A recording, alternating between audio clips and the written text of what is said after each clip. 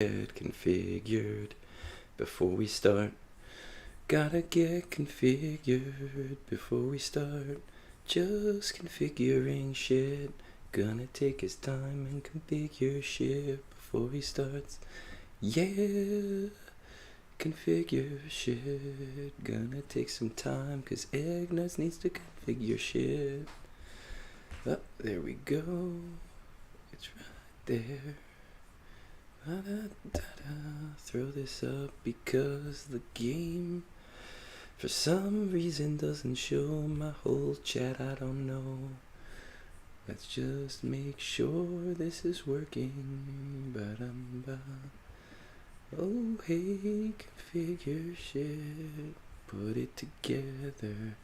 Configure shit. Da-da-da. Da-da. Morning, Wormy.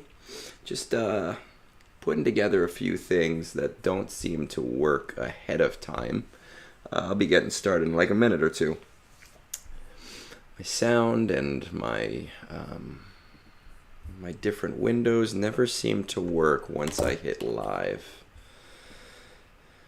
So I always have to do it afterwards, which is a pain in my ass. Underground. Let's see. Where is this first one that's up? Oh, actually, is this one on Reddit? Let me just double check that real quick. I should probably write the ones that are on Reddit, huh? Reddit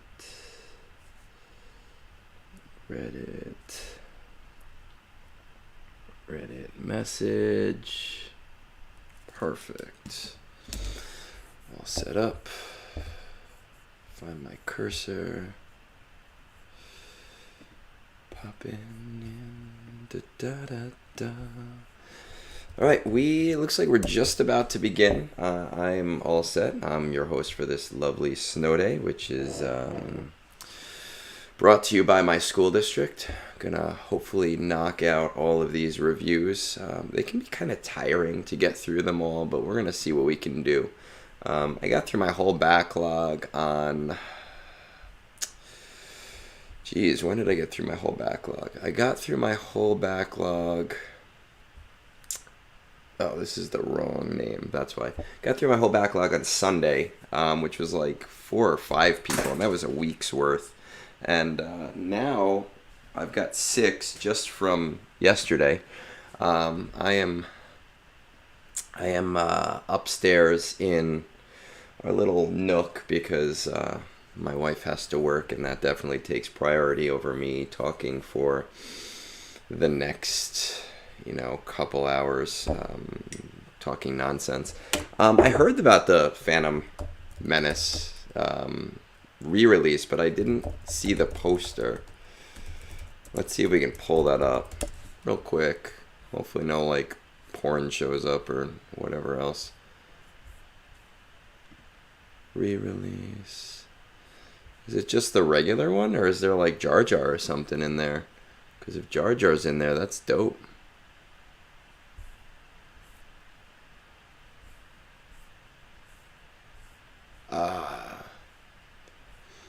Yeah. Why would they throw Jar Jar in there? I might go see it. My wife and I, we go to the movies all the time. We go pretty much every weekend. Alright, so let's start knocking some of these out, and maybe some other people are going to join us later on. I got this guy that I worked with, maybe, let's see when I worked with him. In September, I was talking to him, and he just reached out to me again for some extra information. So let's see what we got. It's been a long time. I've gotten my R8 SLKR. I've got my 5-star Executor. Working on Ray, so probably bought the Lightspeed bundles. Advice for how I should move forward. I gave him my roster review thread.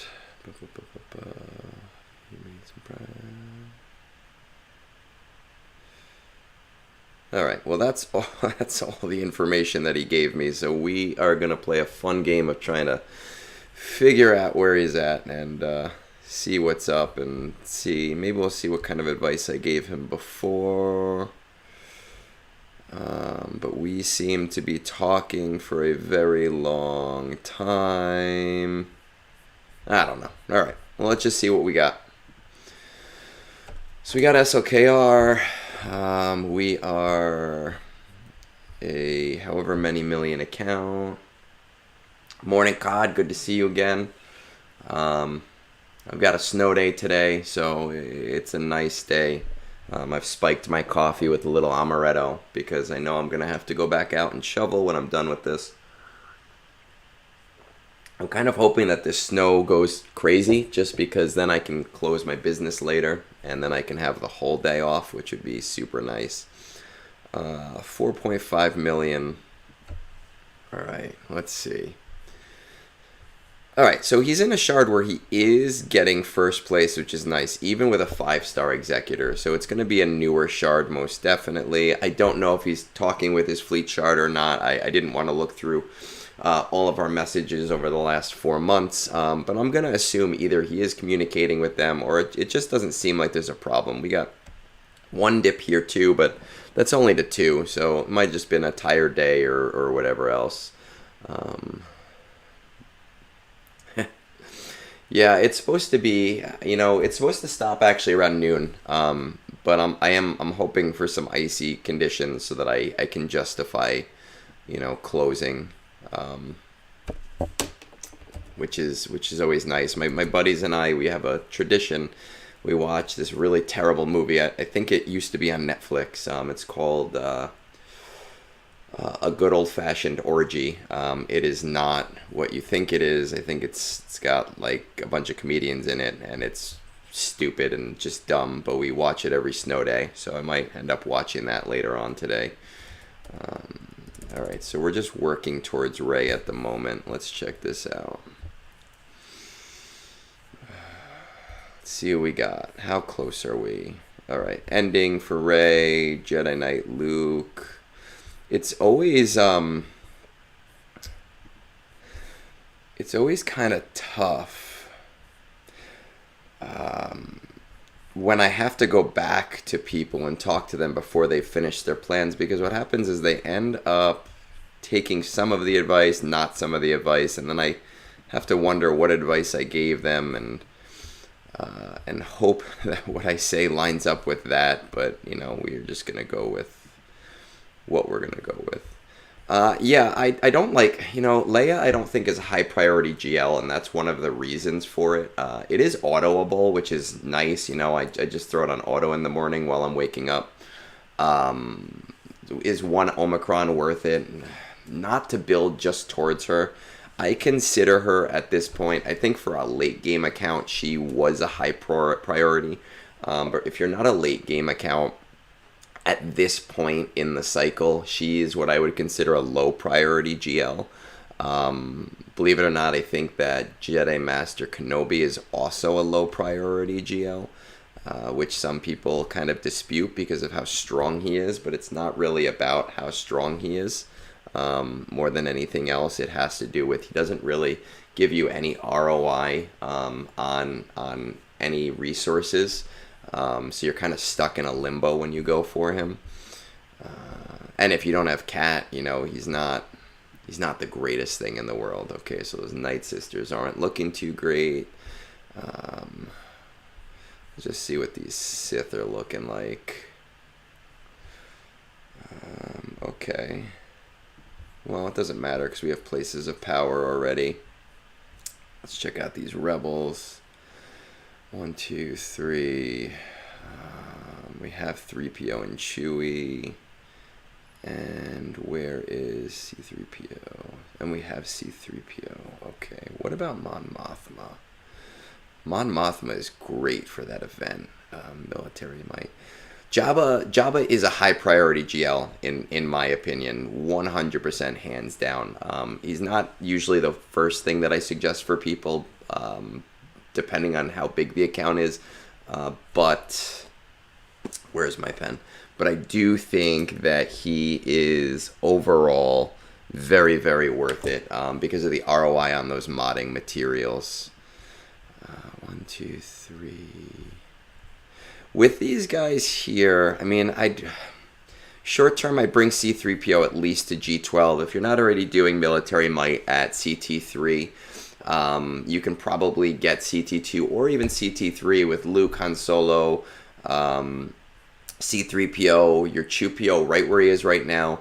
And I like Mon Mothma because you can do it at really low gear, but I've heard Cara Dune can do it really well as well. So since you have her, you know, if you're not already doing that, I would try and I'd check that out. It looks like we're probably doing CT1 to CT2 on the Bounty Hunter on the Rebel Roundup event. Where are Inquisitors at? Okay, Inquisitors are not so great. That's okay, though. They're pretty low ROI as well. Just want to check out this guild really quick. 3, 2, 3. So you're probably not pushing Inquisitors. You know, it's not something that they're, you know, forcing on people just yet, which is nice because they're not super great until you have Third Sister. Let's check out Wampa and Hermit Yoda. No Hermit Yoda yet. Okay. I just want to check this out one more time. Sith Eternal, 1600 away. Jedi Master Luke, 1200 away.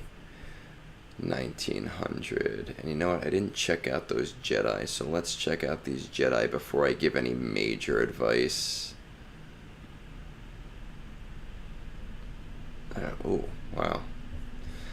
Let's see. Old Republic. Okay. So, alright.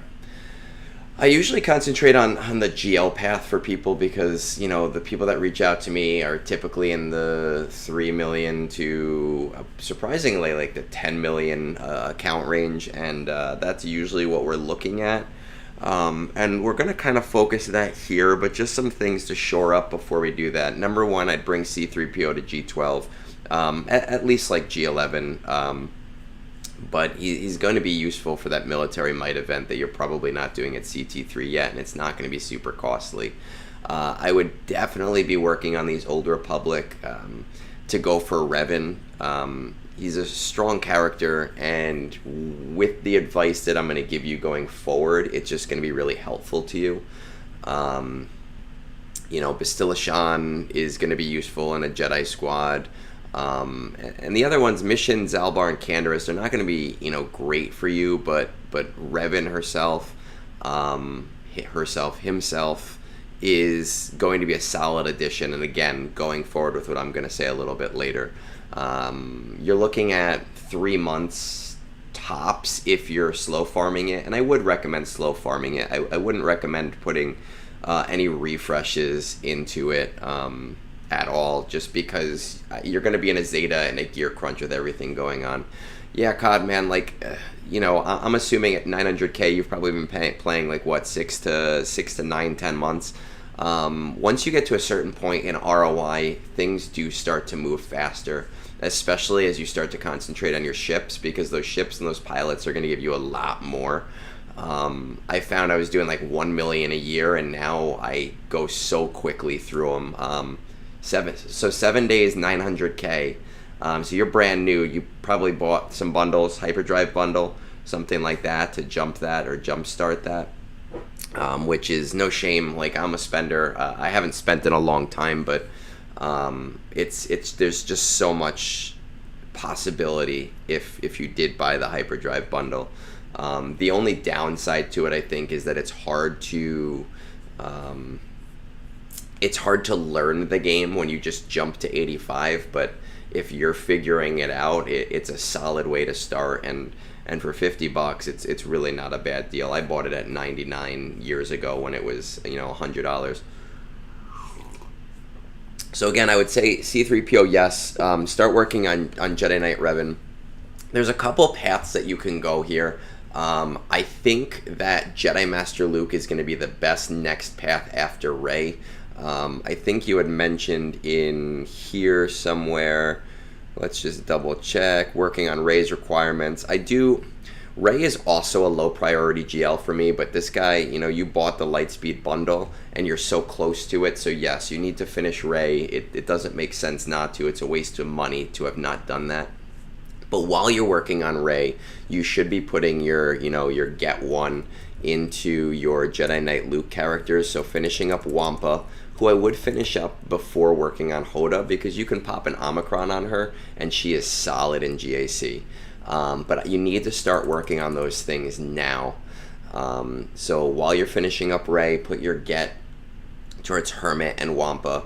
After you've finished up Ray, and as you're slow farming Jedi Knight Revan, work towards Jedi Master Luke. And there's a few reasons for that. Number one, we have a 4.5 million account, which means you're doing Conquest. And Jedi Master Luke is hands down, I say this all the time. I was joking with someone earlier about needing a soundboard, but he is hands down the best Conquest character, and he's going to really pull your account, especially at a lower level, for being able to move further in that game mode. You're also going to, if you don't get to CT3 of military might right away, Mon Mothma being one of the requirements, it's going to make it so easy. I had somebody I was helping a few days ago. They had a G12 Mon Mothma with 0 mods on her, and they were able to auto the event. You also will get the Jedi Knight Ground War CT3, right? And you're a lot closer to Luke than anything else. So I think Jedi Master Luke is the way to go after Rey with what you have. And then I was talking to, who was in the chat, Wormy, just before, and in terms of Jabba. Jabba is a solid character. You're going to get an amazing ROI out of Jabba. So I think that that's the way to go from there. And Jedi Knight Luke is really the hardest requirement there. So you're going to find that it's going to be a little bit of an easier grind. It's going to give you CT3 in that Rebel Roundup event. It is going to give you the Smuggler's Run 2 event, which is amazing for mod ROI, and as a newer account, that's something that you really do need to focus on if you want to be a little bit more competitive. And again, in Conquest is just going to be a solid thing for a lot of those, like, can't use UFU characters that bosses have. It's not going to help you with no GLs, but it will. A lot of the, hey, you can't use Jedi or Sith, he kind of is able to push that ahead. I use my Jabba team down to like 20-30% constantly. I think that that's the way to go.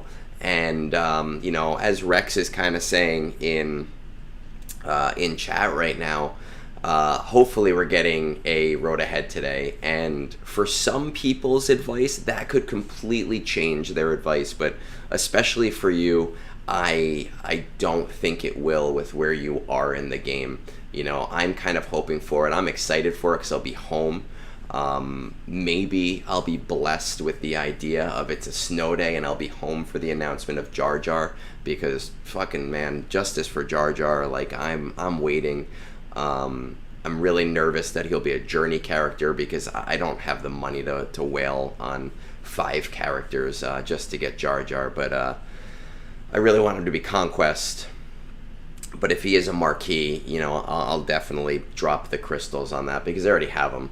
But that's kind of getting besides the point. I just think at 4.5 million, nothing that's said today is going to change what I'm telling you. And I think that that's kind of the path to go down. Work a little bit on C-3PO, get Revan, but do it as a slow farm. Really start concentrate on Jedi Master Luke.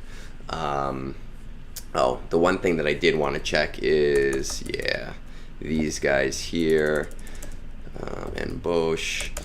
As you start to get towards finishing up Jedi Knight Luke is when you kind of want to consider working on Skiff and Bosch, because we're looking for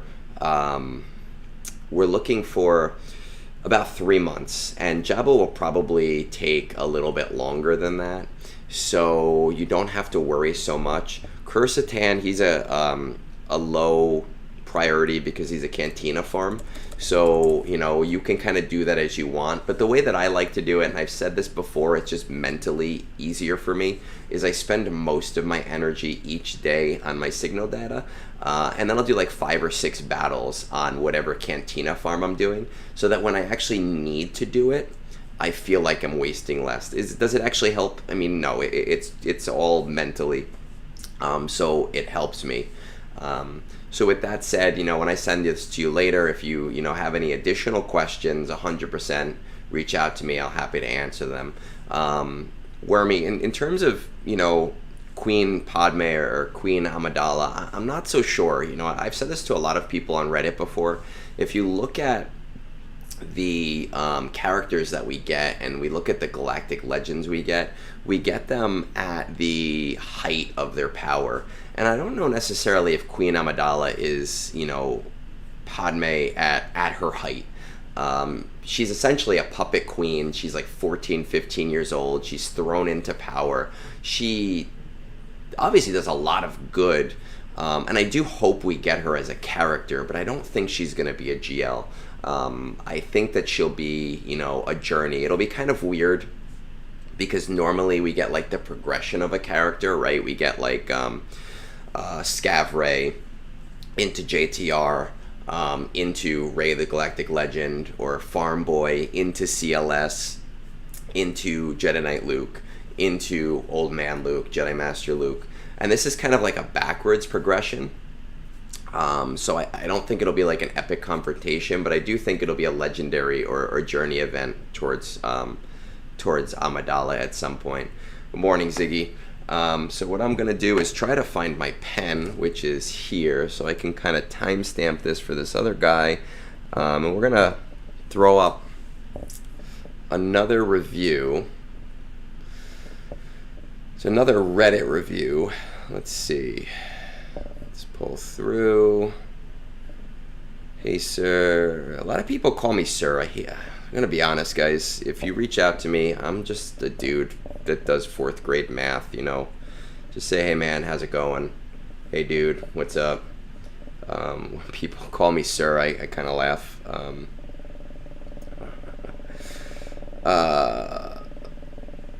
Man, I wish I had the lotto numbers, dude. I really wish I did. I wish I could say I predicted the snow day, but I popped in at work and everybody was talking about it, and it looked to be pretty much like a done deal. Nah, man, there's no sir here. I'm Egg. I'm me. You know, I'm a piece of shit. Whatever you want to call me, as long as it's in good fun.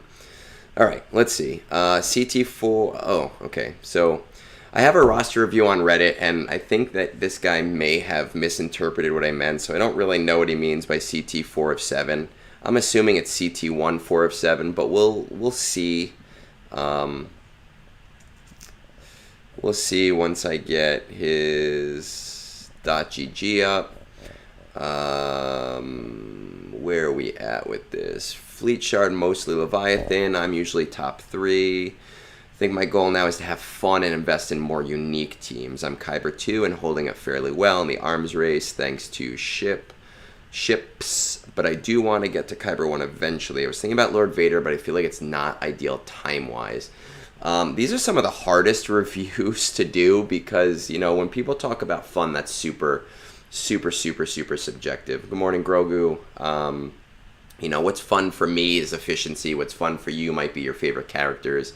I was one of the first people to R9 Marin because that's just silly to me. I will be one of the first people to R9 Jar Jar Binks when that happens because that's just silly to me. Ziggy, I gotta tell you, man, when I call my friends up, me and my friends, we're used to terms of endearment, and you know, I still do. My best friend, when I call him up, I'll say, hey, you know, Pudding Pop, or like, hey, my blueberry muffin, just because it's fun. And my other friend, I'll call him up and I'll be like, hey, you stupid asshole, or so I'm used to it, and I take it in good fun. Let's see what we got. All right, so we have Leviathan. Okay. So the one thing here, and I say this during every review, and I feel like I need to stop saying it and just like put it in my in the message that I sent to these guys afterwards. This, it looks like obviously we have a strong fleet, no matter what. But the inconsistency with it tells me one of two things. Either we're inconsistent at fleet time, which is fine if you have which is fine if you have like a really busy life, or it looks like your fleet shard might not be organized, or you're not part of that organization. I'm not going to spend a lot of time talking about that here, because at this level we should kind of have an idea of that. But if you're not part of that, I reach out and kind of like ask about that. All right, let's see. 1, 2, 3, 4.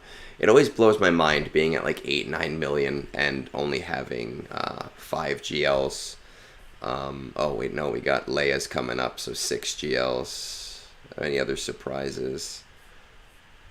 See, Ziggy, that's how we do it. That's how things happen in my life. And when I say, hey, Mr. Blah blah blah, that tells you that we're not close, because I don't know you well enough to be silly with you. Let's see. Sith Eternal. Okay, we got this. Jedi Master. 19 of 20. Let's see. Grand Inquisitor. Oh my god. Oof. Being 9 million and not having Jabba is like mind-blowing to me. Oh shit. Like that's crazy to me. Let me just check something real quick. Oof. Alright, so Leviathan 7 stars. Okay. Let's check out these characters. Whoosh. Crucitan. And Skiff. Okay, so here's what I'm going to tell you. Fun farms, great. I love fun farms. When they're warranted and when you want to do them. Right now, with where you are in the game, I would literally stop everything that you're doing to work towards Jabba. Hands down, no questions asked. Fuck Lord Vader. I love Lord Vader. I'm literally yelling at somebody on Reddit. Let's see if they actually answered. Reddit right now about Lord Vader and kind of defending how he is in the game. I'm not a Lord Failure person. I'm not on that train. But if we're talking Lord Vader versus... No, I don't care about that. If we're talking Lord Vader versus Jabba, the ROI on Jabba is just so flippin' high. Like, it's just so high. At 9.2 million, you should be focusing like on your modding a little bit. And Smuggler's Run 2 is like one of the highest ROI events. Oh, it's not working, whatever. It's one of the highest ROI events in this game, right? So I would be stopping everything to be working on that. Hands down, no questions asked. That is a super priority for somebody that is in your position. The nice thing is that being at your level, you can kind of work on Jabba while you're working on other things, right? You have the resource investment to be able to do that if you really want to. But I would be putting the majority of my resources towards Jabba at this moment. I know a lot of my friends give me shit about not using dark mode. I don't know. I did it for so long before dark mode existed that it feels weird to me. Jabba's #1 priority, right? But I see in this message we were talking about like CT 4 of 7, and I don't really know what that means since it doesn't break it down. So I do kind of want to see what our different teams look like. Okay, so we have this. You might be doing CT3 of Rebel Roundup with that team, but like really tough. I've seen bounty hunters do it before, but I know it's like a pain in the ass. Looking at this, you're probably not doing CT3 yet on the Forest Moon event. And if you're not doing CT3 on Rebel Roundup, this will help with that too. But Rebel Roundup, if you're working on Java, is not going to be a super hardcore priority. I will tell you right now that at your level, you should be thinking about getting CT3 on 5 to 6 different assault battles at the very least. Maybe even considering working towards that 7th one at this point. If you do Veer, Stark, Piet, range to like G12, right? Range to G12, and a Scout maybe will be able to do it as your 5th. I haven't seen it done with Scout, but you already have Scout, so it might be worth trying. I did Forest Moon with a G12 Snowtrooper, and the nice thing about that is you don't have to use any Chirotech to get there. But basically, it's a super quick way to get Forest Moon. Rebel Roundup, I would use Moff Gideon, but because I'm telling you to go for Jabba, it's not really a priority to do that, because Jabba will get that for you as well. Wormy, yeah, you know, it's funny, I'm 11.3 million, and I've had some people at like the 11, 12 million ask me for a review before, and I kind of pop on their account and go, well, there's only one path for you. I don't know what you want me to do, you know, so I can do it for you, but it's not going to help you anyway. You're going to hear the same things that you already know how to do it. Grogu, if you have Marin, it's not terribly high to get to CT3. I personally did it. Everybody was at R7 or above just because I wanted to be able to do the Marin special mission in ROTE. And it was a little bit tough, but the nice thing is that Marin spread so much plague that getting to Sidious is not anywhere near as long or grindy as it used to be. So it used to be really awful to do those events and having to get to Sidious over 20 minutes and then dying in one hit. Now it only takes like 2 or 3 minutes, so it's worth kind of like trialing over and over again. I have seen some people do it as low as like R3, R4, R5 on Reddit. I've seen different posts. But what I am going to tell you is that once you get to a certain point, around like the 9-10 million GP range, and you start kind of focusing on side farms a little bit, Night Sisters are an amazing team. Amazing. I love them so much. They auto everything in TB3. Literally, they auto everything, and it's beautiful. Wormy, I'm doing the same thing. I have, let me see, while I'm kind of like not helping this person at all, I'm going to just pull up my account on my phone, which I know you guys can't see because I didn't plug it in. I have 6 unlocked characters that are not at G12 right now. I ran out of Carbantes, and I need to save them for Bane. So in the next month, I'll probably end up doing that. Let's see here. Jedi. If you're not... I'm just making assumptions on this account right now because our CTs are unknown. So I'm going to try to give you... I've so many people surprised me when I tell them things and they go, oh, I've never known that. Super slow Jedi Knight Luke will get you that CT3 in Ground War if for some reason you're not already doing that. Inquisitors, I would not bother to do past CT2 right now. You can do CT3 with Grand Inquisitor, but it's like throwing shit at the wall for hours and hours. Wait till you get Third Sister. As long as you're doing CT2, you should be pretty good there. Night Sisters. Once you get Jabba, I think you're at a point in the game where it might be worth getting your Night Sisters up at least to CT1 viability, right? Again, we literally were just talking about this. At your level, they're a fun team. I have all of mine at R8. Once my guild starts doing a day 5 in neutral or dark, I'm going to R9 all of them. But if you get Daka, Zombie, Talzin, and Marin to G12, you'll be able to do CT1 no problem. And at that point, it is worth it to do that with where you are in the game. So I would very, very, very strongly consider that. Okay, and then we have our typical.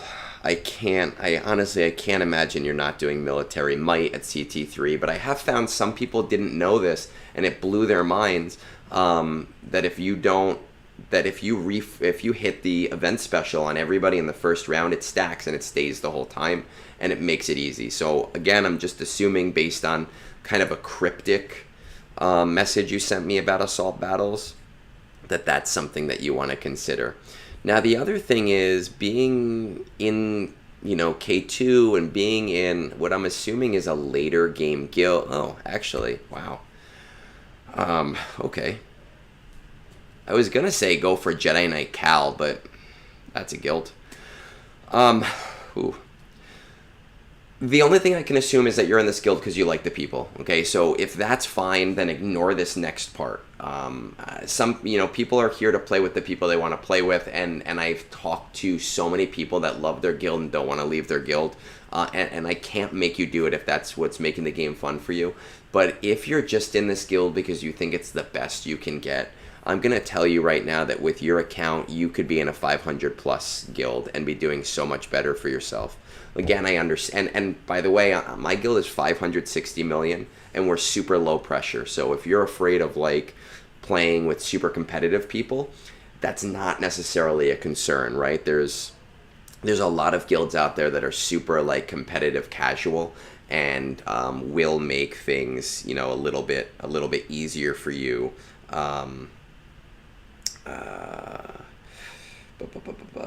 Moonborn, I just got your Reddit message. I'm going to read it in a second once I finish this review.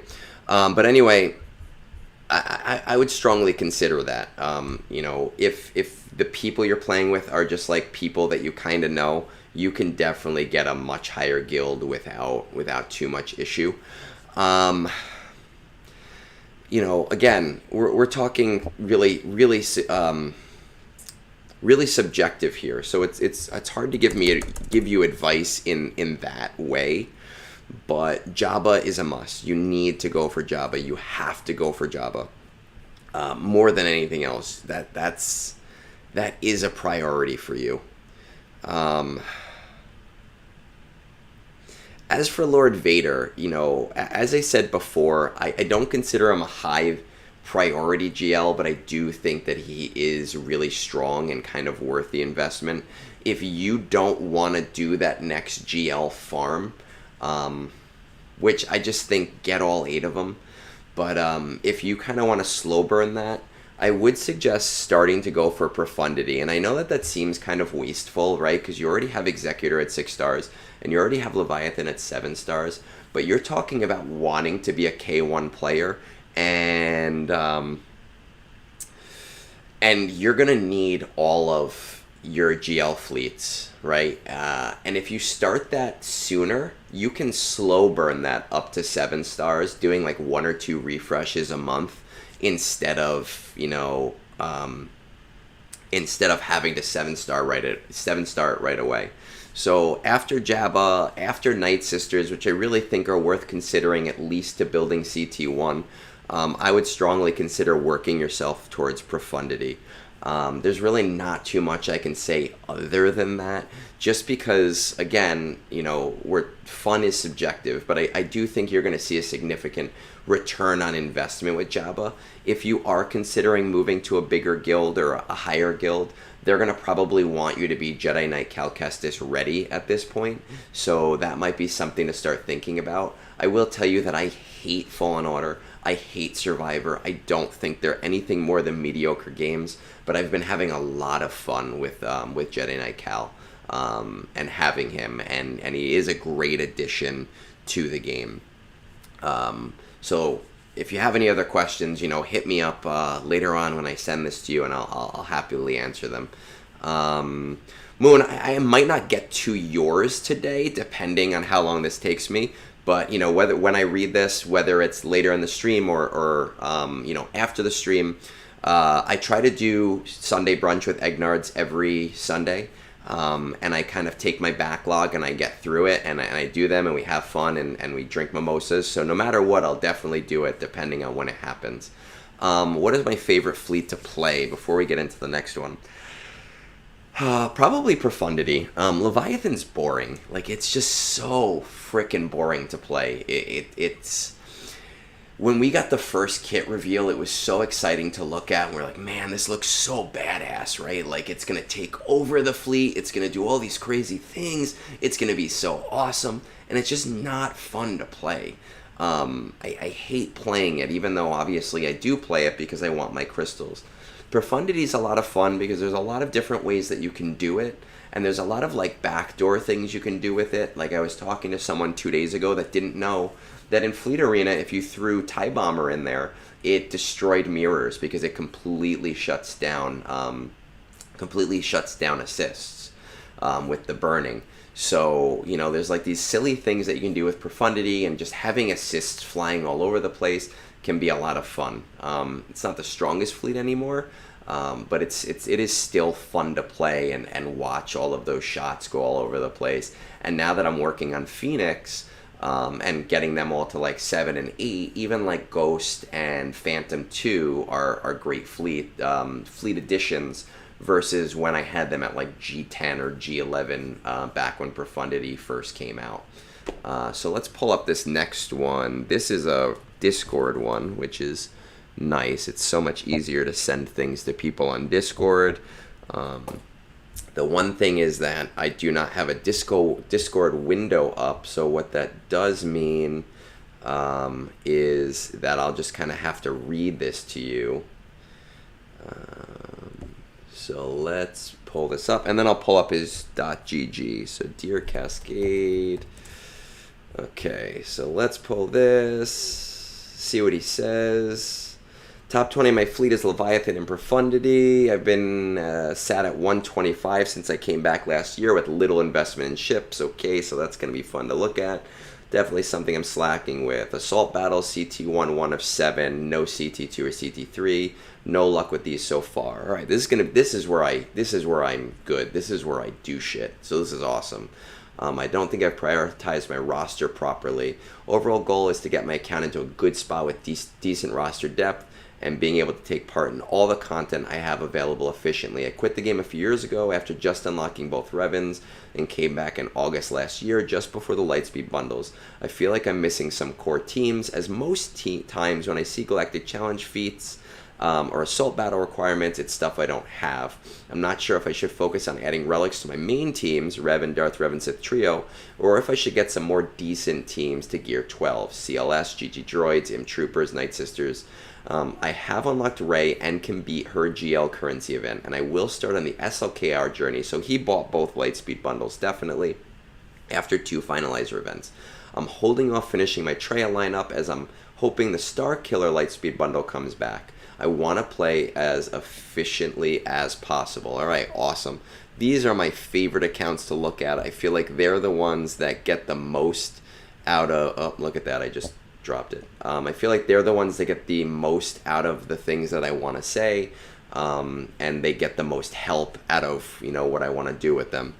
So we've got a Bronzium 3 player, 3.4 million... where obviously our ships are not doing so hot. Playing home 1. Okay. Alright. So the first thing I want to do is look at some of our assault battle viability. I'm going to pull up my paper so that I can take notes on this. We have SLKR. He's probably... Oh no, we don't have SLKR. We have Rey. Okay. We have Rey. She does shit for you in the assault battles, which kind of sucks. I have been talking about that since the beginning. There is literally one single Rey requirement that is eligible for any assault battles, which is so beyond fucking stupid. Every other galactic legend has at least 1 team's worth of viability. She has literally 1 unit, which is BB-8 if you're going through your roster right now looking for that. So we're going to have Supreme Leader Kylo Ren in pretty short order, which means you will be able to do Places of Power at CT3. It does kind of suck to do because it'll be 1 star and you'll have to do it again every single month. You'll want to do Crew Lead, right, and throw SLKR in there, and you'll want to stall the battle. I'm not super great at explaining the strategy on this one just because I've never had to do it, so you might want to look up a video, but it is super possible, and it kind of works by making Supreme Leader lose so much TM that he has the maximum health possible. All right, so places of power we're not necessarily going to work on. The first thing we do want to work on for your account is not necessarily the Revan teams or the Treya teams, but it is going to be your assault battle viability. And we want to kind of start working towards that, because what that's going to allow you to do is build your account a little bit faster, right? So the first one, let's see, bounty hunters. I haven't looked at any of your other ones yet, so I'm assuming this is the one you're doing at CT1, okay, Rebel Roundup. If you're not, you can 100% do it with this team. Bosk Lead, Grief, Boba, Mando, Cad, 100%. You're not going to be able to auto it, but you can definitely do it. You might need some remodding, because I haven't, looked at your mods at all. Oh, and look at this. You don't even have a mod on Bosk here. Do they all have... Are we all missing mods? There you go. Oh, see, oh my God, we're missing mods on everybody. Just make sure you have mods on everyone, right? You got 5 out of 6 on all these guys. And I'm looking here. I just want to address mods really quickly. You want everything to be in sets. It's super rare where you're going to not have a full set of something. So basically, just to kind of get an idea, a very basic idea, I'm not the mod guy. I'm not going to pretend that I'm the greatest modder. I look on .gg. But for a speed mod set, you only want 4 speed mods, because 4 mods is going to give you a full set. Okay, and after that, it doesn't help you anymore to have that set. So generally, a tune is going to have either 3 sets of 2 mods, okay? So the 2 mod sets would be like health, defense, crit chance, or 1 set of 4 mods, which would be your speed or crit damage, and then 1 set of 2 mods. So you're going to kind of want to work on your modding a little bit. The other thing that we're looking at, and I know we're looking at really old mods and not having them available to you, but you need, for everybody, right now we're not going to spend the next hour going over modding, because I'll be here all fucking day. But general rule of thumb is the arrow mod, you want a 30 speed mod, right? You don't want anything else. There are a couple of exceptions, but for where you are in the game, don't even fucking worry about those exceptions. Just 30 speed mod on every arrow, work towards that slowly. And you want to kind of work towards having a speed secondary on every mod that you have, especially if it's a speed arrow. Just because you're not doing yourself any good, and that might be where you're struggling with getting CTs in assault battles, is that your characters are just not fast enough. It is going to be a marathon, right? It is going to take you months and months and months. I delete anything that doesn't have at least 5 speed on it when I get it, but for you right now, use everything that's got a speed secondary. Even if it's a 3 speed, it's going to help you way more than what we have going on right now. That more than anything, right? I've looked at 3 tunes, and so far none of them have had all 6 mods. Oh, look at that. The 4th one does have all 6 mods, and actually has some speed on it. It's going to take you time, though. It's going to take you a lot of time, and that's okay. It's just something, to understand. Let's see what these troopers are looking like. Okay. Rebels. All right, we got some rebels. Might be worth going towards profundity. And also, Ruth Bader Ginsburg, well, he's on Twitch, so I'm going to read their comment, because I'm going to send this to you on YouTube, but just so you understand the strategy. And I know I have like a chat thing up here, so you might see it anyway, but the Places of Power works with SLKR lead. Oh, it works with, okay, see, I didn't know that. Health set plus 4 health primaries on crew. Use 3 weak tunes around them because you want them to die, then press auto and come back in an hour, right? So that's kind of the basic strategy there. I think there's a few other strategies, but again, I've never had to do it, so we're going to kind of rely on that right now.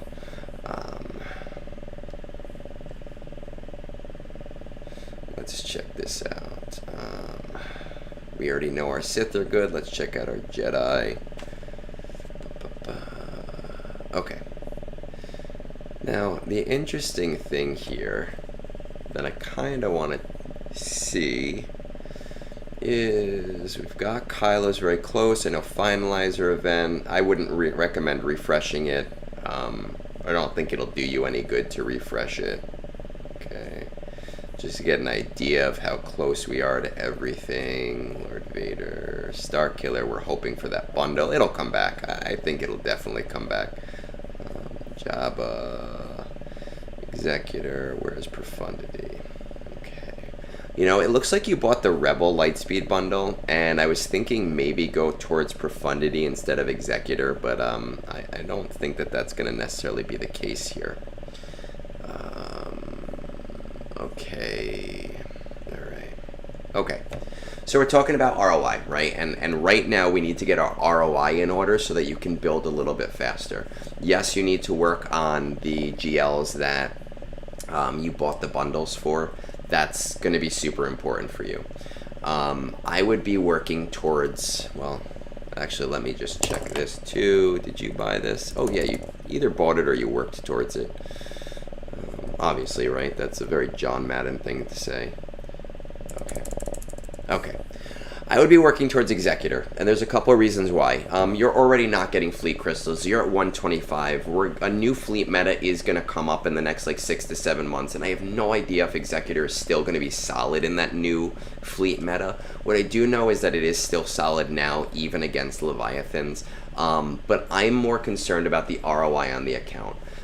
So I would be really trying to use your fleet currency towards getting Executor, towards getting Bam's ship, whose name I forgot, Razor Crest, so that you can work towards getting that. When you do have Executor, contact your fleet Discord. Try to get involved with them. With like a 4 or 5 star Executor, based on what you have in your fleet shard, you probably aren't going to get like top 1. But our goal right now is just to get fleet crystals. So even if you're getting 50 to 100, that's way better than you're getting right now. But the other reason I want you to go towards Executor is that you're going to be building Piet, and I'm going to want you to go towards Sith Eternal Emperor. All right, and we'll talk about that in a second. But there's some nice overlap between the two of them. Executor will get you some fleet shard crystals. And then working towards Sith Eternal Emperor, I have a really popular Reddit post from about a year ago where I talk about why C is basically the best hands down ROI first GL for most people. Not everybody, but for most people. And that's going to give you 2 more assault battles. So as you start to work towards C, basically what's going to happen, and I'll just pull it up so that you can see. See what I did there? Basically what's going to happen is you're going to get Piet, who you don't even have unlocked yet. Start working on him. Slow farm him, though. You don't... 3 months, okay? You don't need to fast farm. You don't need to refresh. He's not going to be your limiting factor. But basically, you're going to get Piet up to R8 for Executor. You're also going to get Veers, okay, and Stark to R3 for C.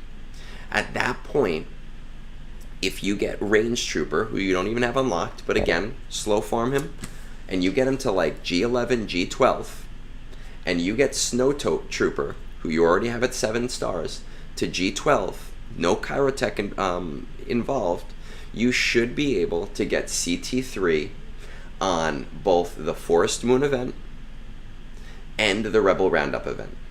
What I will say is that your modding right now sucks, and you are going to need good speed mods to do that. But we're looking at 4, 5, 6 months down the road where your modding will hopefully be better. I will tell you, you will have to remod, right? Because these are not going to be the teams that you're going to necessarily prioritize as your best teams with your best mods. But if you can get a 3-star event, it's going to make it easier for you in the long run, and you're not going to have to do it anymore. So what I used to do before I got Hot Utils, which allows you to kind of like jump those over a little bit quicker. Sucks that you kind of have to pay for it, but I get it. It is worth it.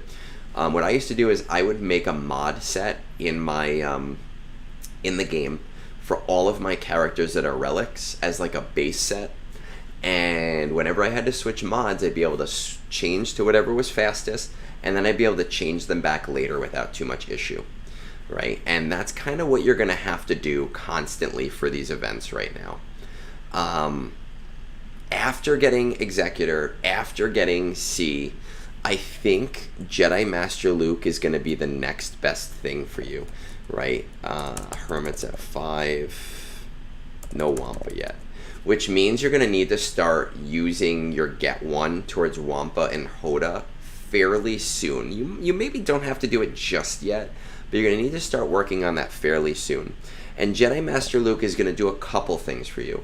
1, CT3 in that Ground War event, okay? 2, CT3 in that Military Might event. 3, Amazing Conquest unit, which is going to help you kind of push through Conquest a little bit easier.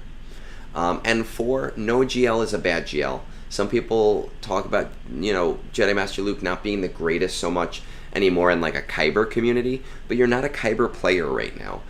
So it's not something you necessarily have to be concerned with right now. You don't have to worry about that stuff right now. Your concern is going to be to build your ROI. I played for about 2 years super casually, so it took me like another year to fix my account before I started feeling comfortable going towards things that make sense past that. And now years later, right, we're talking about like 2019, it's 2024, years later I feel like I am on the pulse of everything and I can get the brand new thing and I don't have to worry anymore. It's going to be a marathon getting there, but your goal is going to be to get to CT1 of 5 out of 7 in the short term, while also working on the GLs that kind of get you there. Once you have Jedi Master Luke, it's going to be up in the air, okay? Today, like right now, I would say go for Jabba. But we are going to be getting a road ahead later. I think today, I'm hoping today. Justice for Jar Jar, like I'm thinking it's going to be today. The first draft went out last week. That could change that, or there might be a State of the Galaxy by the time you're ready for that. But I don't think anything I've said right now is going to change based on that new information, right? Executor, reach out to your fleet Discord, work on those Imperial troopers towards C, and then Jedi Master Luke. At that point, yeah, work on your Revan a little bit just to get him to where he needs to be, so that you'll have a strong Jedi Master Luke team. We're looking at probably like 7 to 9 months or so. You see how I avoided using 6 and 9 together? That's what teachers do. We avoid doing that. But I think it's going to help you get to where you need to go.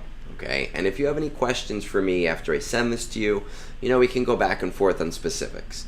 With that said, we've done 3 reviews so far. My coffee and my amaretto is completely empty.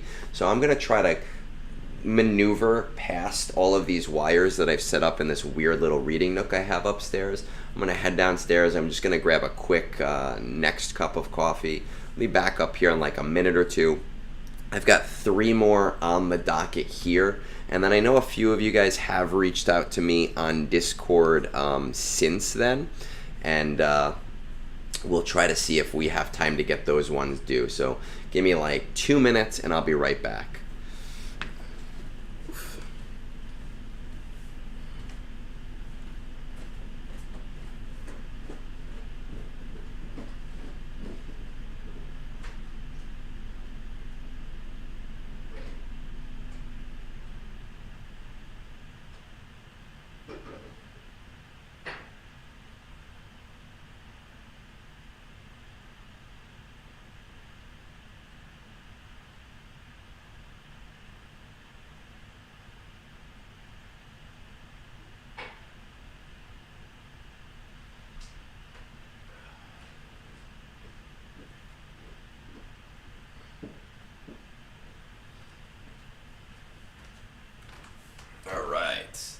Not even 2 minutes. Look at that, folks. That was super quick. Super easy. Vance, you know me. You know what I'm going to say. I'm going to tell you right now. Egnards X Vance. Okay? Tails off the holotables. Let's make it happen, please. I would love to see it happen. Let's do it. All right, let's see what we got up next. Let me timestamp this. Right at 60. Look at that. All right, this is another Reddit one, so we get to kind of like check in on Reddit as well before we do this. Got a couple of requests. Oh, those are from a while ago. Let's I'm gonna have to go to my Reddit messages, but before we do that, let's check in on this little topic on Vader. Yeah, Solo, you know, you were giving me shit yesterday, and I told you, I've been waiting for you, man. Like, when you tell me you got time, I would love to. Look at this. We're fighting about Lord Vader. That's one of my favorite things to do. I actually, you know, it would be fun. I'd like to get you, on Three Scoundrels podcast and come in with me one day. Because we have a lot of fun there, and I think you'll enjoy it too. All right, so let's pull up my messages, because this antiquated guy used the messaging system, which I haven't used in a long time. We'll pull up his account. Oh, damn it. It didn't go in a new window. I know, man. I know. It's tough. That's why I'm waiting on you. I've been waiting on you. All right, let's see. Hey, Egnards. Top 20 of my fleet are mostly Leviathan with a mix of Profundity and Executor. I'm not up to date with all the assault battles and numbers. All right, so we'll play around with them. But the only ones I haven't done CT... Oh, okay. All right, so that's... All right, so we don't even have to look. I haven't done CT3 on are Inquisitors and Night Sisters. Everything else is good, so I don't even need that. I am a casual player who has a decent mix of GL counters and good fleets. I think I am weak on defense, as I don't have a good defensive GL. Let me know if you need anything else. You don't have to spend too much time on my profile. I think I'm on a good path. All right, let's see. Kyber 3 player, 8.2 million. That's not too bad for Kyber 3. I know that there's less than that, but that's respectable, especially if you're, you know, if you're a more casual player. What I will say here is that Profundity can beat, I don't know if this is 7-star yet. Let's see if, does that show a 6-star? Okay. So 7-star Profundity, I don't know, Vance, man, I don't know. Some people, I think just don't realize that there is a messaging system in Reddit. I know that this person doesn't have Discord because he had asked me about it though. I don't know about a 6-star. But I know a 7-star Profundity can beat Leviathan. And because you're a more casual player, I don't know if you've done this yet or not, or if you haven't been hitting the top of your fleets, specifically because of time. But you need to reach out to your fleet Discord. Your fleet Discord isn't going to necessarily expect you to hit one every day. You can go in there and say, hey, I'm kind of casual. I just don't want to step on anyone's toes when I climb. It'll help you to get into that 1 to 10 a little bit more consistently. But with there being mostly Leviathans, you might struggle a little bit until you get 7 stars. With there being some Executors and Profundities, though, a 6-star Profundity can beat a 7-star Profundity. Just throw a TIE Bomber in there. And a 6-star Profundity can beat a 7-star Executor. So you can kind of like bounce around them and do a fairly decent job of doing that. And it's something to kind of consider, talking to them and seeing where you're at. Okay. Only 3 GL. Alright. Okay. We have Jedi Master Luke, good for Conquest. Let's see where we're at with all these guys. Jedi. I don't know why I'm looking at them. I know you have them. Vader, Star Killer we have, okay. Profundity, do we have, oh, no, we're not even that close to Profundity, okay. Collections, let's take a look. Got Malgus, what about Fury class?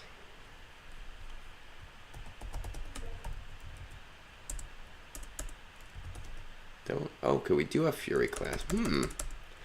Mark 6. Okay. I can work with this. Dagger. Alright, I can work with this.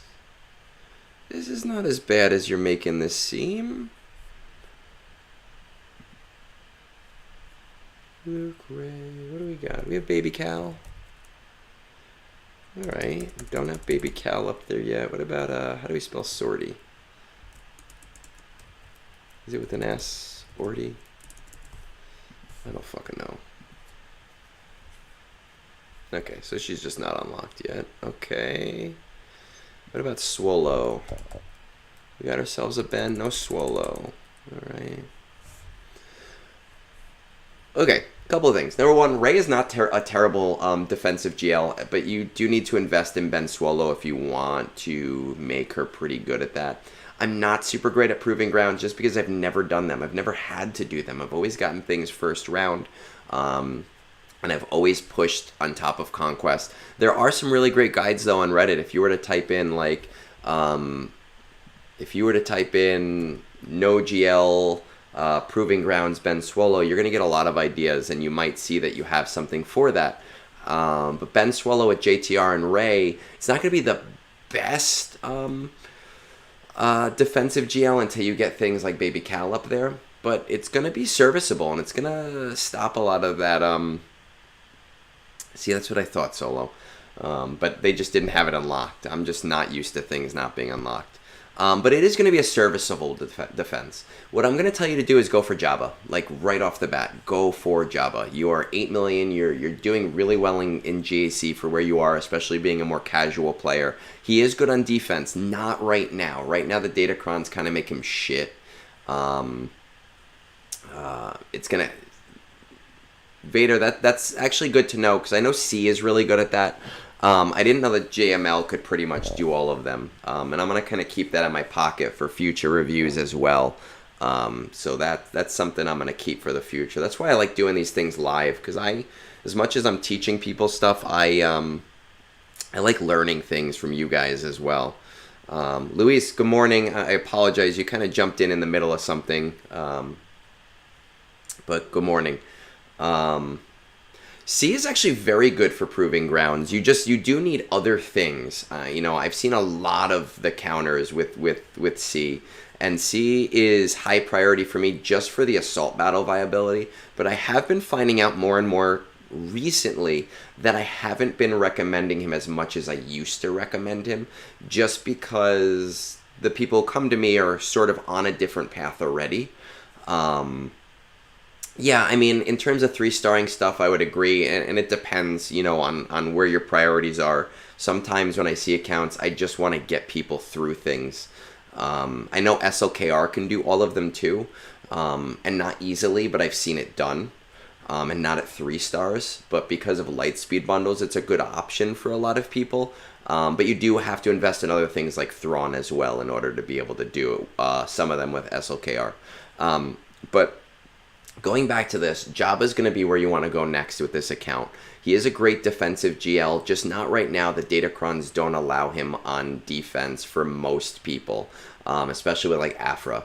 But he is a really good GL, and you can use him on offense for a lot of things. The reason I want you to go for Jabba is for that modding event, for Smuggler's Run 2. Okay, it is a solid event. It is an amazing event. It is going to help you significantly with your modding and being able to stay consistent, even though you're a more casual player.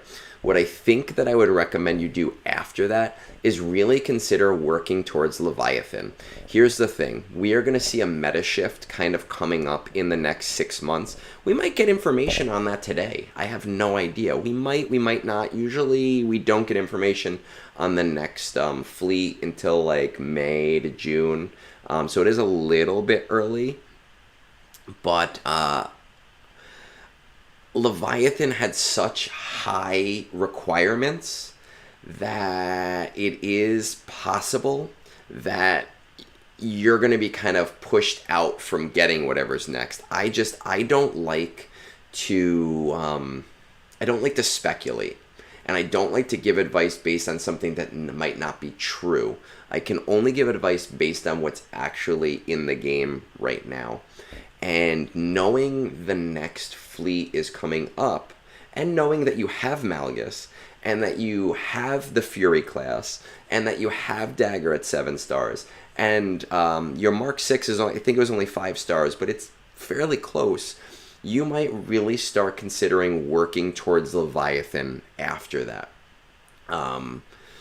Because it's going to future-proof you a little bit better than Profundity is going to proof you. Oh, Solo, I'll frickin' kill you, man. I will. If I know we're so overdue for R10, but I really don't want to see it happen.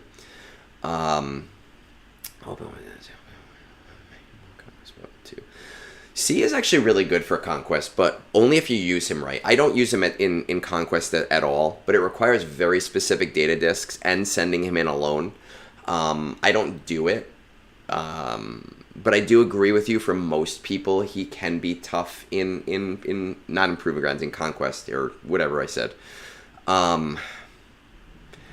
I think that Bane is going to change him significantly. I'm very excited for him. I was joking with somebody earlier that I did a review for, and again, I'm just going to stipulate that I said I'm joking.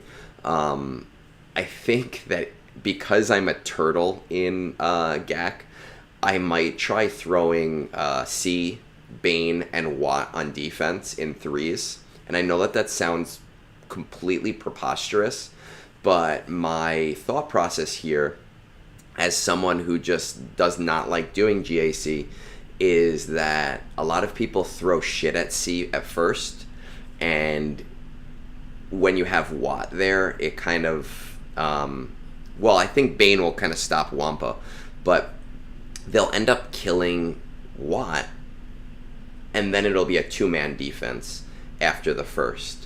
So I think I might try that just for shits and giggles. It probably won't work, but just to be a little bit silly when Bane first comes out for the first 3s after that. But anyway, Jabba Leviathan. Jabba Leviathan. That's where you need to go with this account right now. Jabba Leviathan. You do that, you'll be in good shape. You told me not to spend too much time on you, so I'm not going to go too much further than that. But again, Jabba Leviathan. That's it. Jabba Leviathan. Soundboard, Solo, we were talking about a soundboard earlier. Jabba Leviathan. That's it. Just Jabba Leviathan. We went on like an auto-tune thing. Jabba Leviathan. That's all you need to do right now. All right, we are going to move on. Let's timestamp this bitch. 1/12/15, I guess. I don't know. This one's back on Discord. Jabba Leviathan. Jabba Leviathan. Jabba Leviathan. All right, let's see. Sam. All right. Ooh, this is a long one. All right, let's pull. I think I've talked to this person before. Let's pull this one up.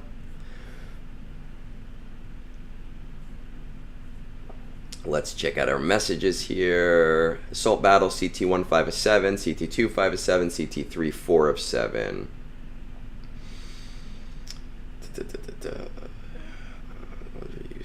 CT2.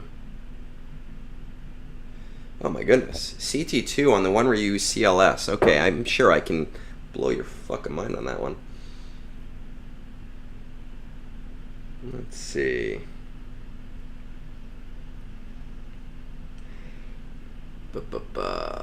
I'm in the chat. Okay, so he is in chat with people. Ooh, that's nice. I wish I had a shard chat like that. People with Leviathan switch out their ships to help others. I've been telling my fleet shard for a while. They're pretty good, but I've been saying, hey guys, after we climb, let's put Dagger on defense to make it easier for everybody. But instead, my whole shard has chosen Violence, and they have been relicking things up. So I had to Relic 9 my Malgus. Thankfully, I haven't had to Relic 9 my Assassin yet, but it has pissed me off. Yeah, we see. I'll speak to you next time. Man, this is a whole thing. I'll be getting Malgus and his ship next conquest.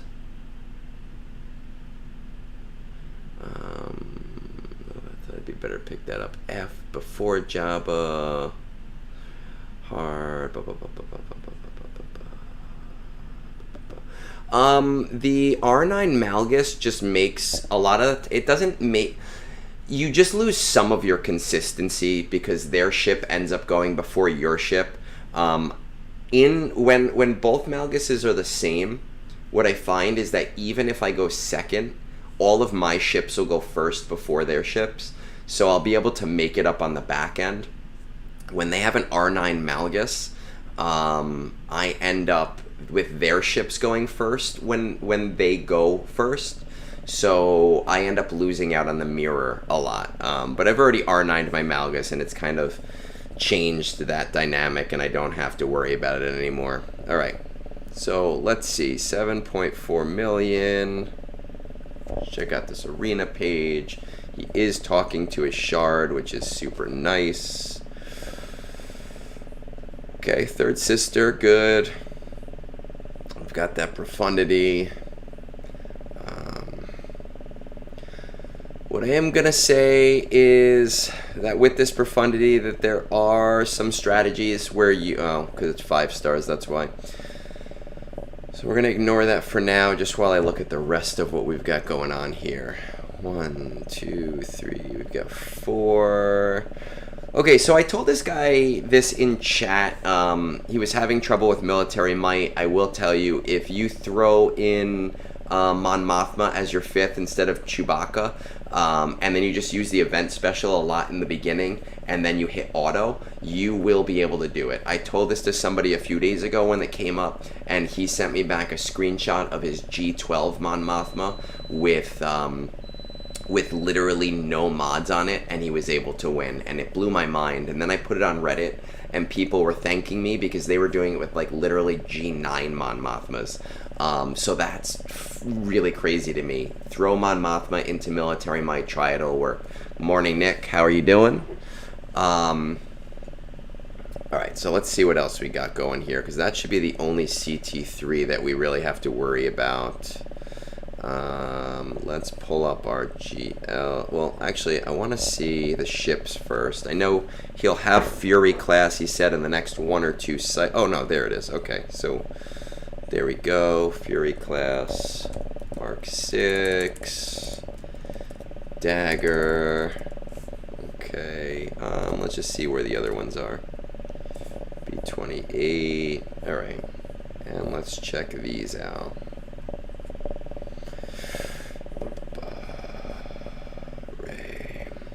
Does anyone else have a snow day to me? It's just me.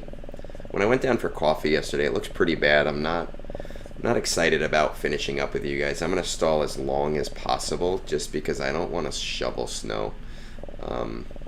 It does not look like it's going to be fun, but it does look like I'm going to be able to cancel out of work later.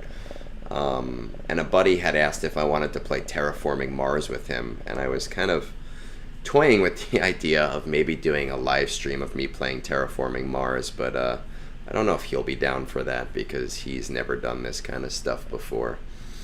Okay, we've got Executor. It's really the only gaming that I do these days, other than this, is like board games with friends, just because we're old bastards, and that's all we ever have time for. All right, let's pull this up. Let's check out a couple of things. Skiff. Okay, Skiff is there. Cursitan. All right, Cursitan we don't have to worry about, though. Bosch is there.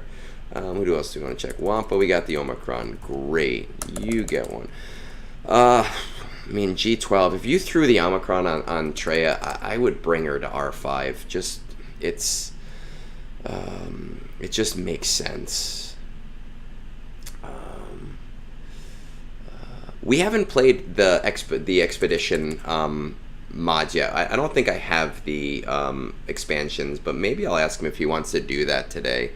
I love that game. It's so much fun. It takes so long, and we're vindictive assholes. So we have a lot of fun with it. A short-term team here might be Treya and Nihilus. I actually haven't even relicked my Scion yet.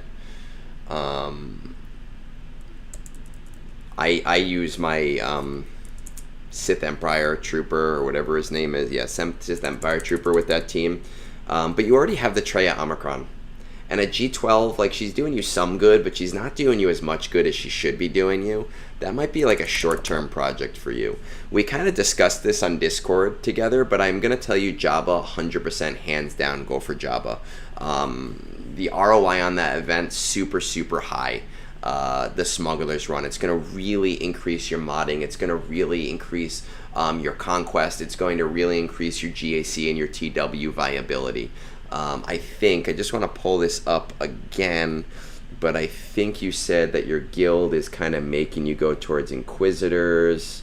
So let me just kind of search and check this.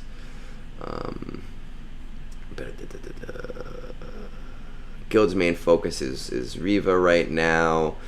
Am I talking to the wrong person? Man, I've just spent the last 20 minutes talking about the wrong friggin' account. I knew I talked to this person already. What a waste of my fucking time. That's alright. This is somebody I helped months ago. These people with like their names that are all similar. God damn it. Let's see. We're going back. Okay, we're gonna pivot. Holy shit. Okay, I'm glad that I went off topic then, because what a waste. Super silly. I helped that guy back in October. God damn it. Alright, we're going to change this timestamp. We are going to help this dude out. 121. What a joke on my part. Big board and tries to make player turns simultaneous. Oh, dude, Grogu, that's awesome. That's my one thing with this, with Terraforming Mars, is that, like, you're kind of, it's so slow moving. And that, yeah, I'm gonna look into it, because we got a humble bundle like 6 months ago with like Carcassonne, Catan, Terraforming Mars, Small World, all of the Ticket to Ride expansions, and it was like, what, it was maybe $10 to get everything, and you know, you always, because it's humble bundle, you drop like 30 to 50. It was super worth it. Alright, so I'm going to actually pull up the correct .gg now, because look at me being a dumbass, and let's read this one. Fleet Shard, top 20 is 10 Leviathans, the rest are Executor and Profundity. I get first every day using my Profundity. CT1 6 of 7, CT2 6 of 7, CT3 4 of 7.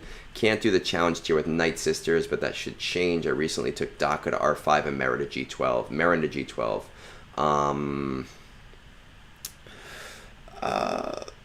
I would say with Daka to R5 and Mera to G12, you should be able to do CT1 with limited Zetas, you know, because that's what I'm looking at in this message right now. I know you guys can't see that specifically right now,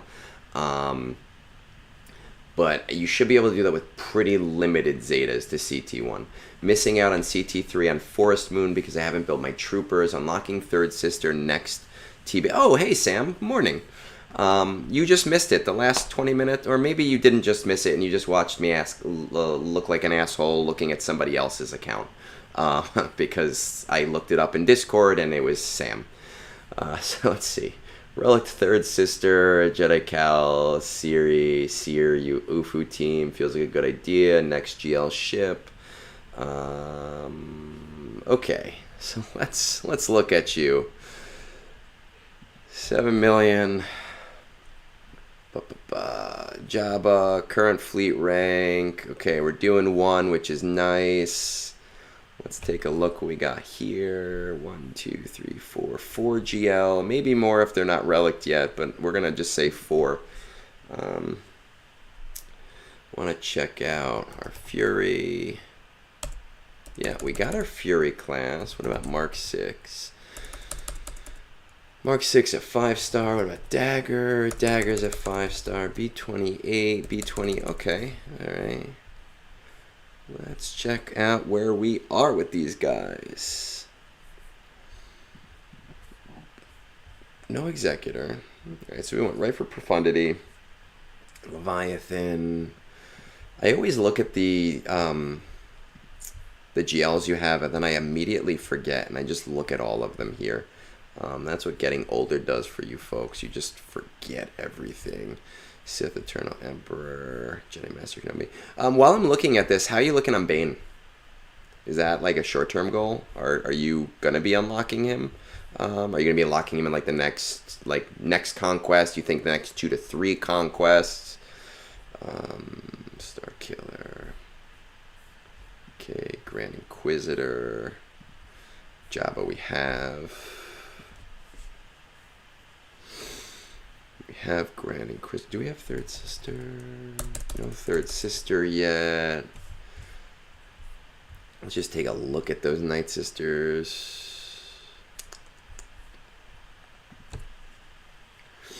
Okay, Daka. You have him at Conquest 6. Okay, that's good to know. Daka, Ventress, Merrin, Talzin, Night Sister, Zombie. If I don't know if you're not at a point in the game yet where core gear is not important, but I imagine you're at a point in the game where core gear is not necessarily your limiting factor, right? So you might not be at 1,000 of it, and you might be lowering on it, but obviously the Chirotech is going to be the limiting factor, the thing you're constantly waiting on. I might consider bringing Talzin and Zombie up to G12 because it's 0 Chirotech, and you'll be banging your head against the wall in that CT1 a little bit less, especially if you're like, oh, I don't want to put too many Zetas on right now. I really love my Night Sister team. I talk about it constantly. I promise I'm not obsessed, but I'm just kind of looking in terms of like short-term, easy goal. That might be something to consider to make that CT1. I don't think CT2 or CT3 are worth building towards. The ROI on it is not great until you start using your Night Sister team, and you're not at a point yet where you're using your Night Sister team consistently. So really we just want to look for a cheap way to get there. Alright, let's see. I can't remember if you said you had Cal or if you're working towards Cal, so we'll just look there. We got Seer, okay, Seer, Junda, Tarful. Tarful is there. I always forget who they are. Saw.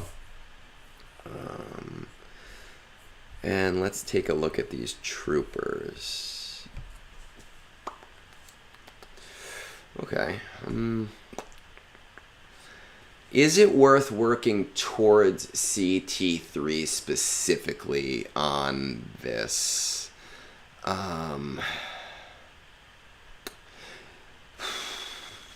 I don't think it's worth working only towards CT3 of this because you will have to relic some things. So you're looking at years before you see any ROI, but we're going to get back to that in a minute. Sam, the problem with the low gear stacking, because you're not wrong, is that it is not per battle, it's per encounter. So effectively, it gets reset every single phase. You know, if it was like crew where you could kind of like just hit auto and go, it'd be fine, but it's not. CT1's not really terribly hard. Sidious is only slightly a piece of shit in CT1. But the reason I suggest G12 is they are going to still be very squishy, but you're not using any gear that's limiting you by doing it, right? I'm kind of trying to look at things that won't limit you. So it's something to consider there. Jabba, Luke, Rey, Kylo Ren. Where do we want to go?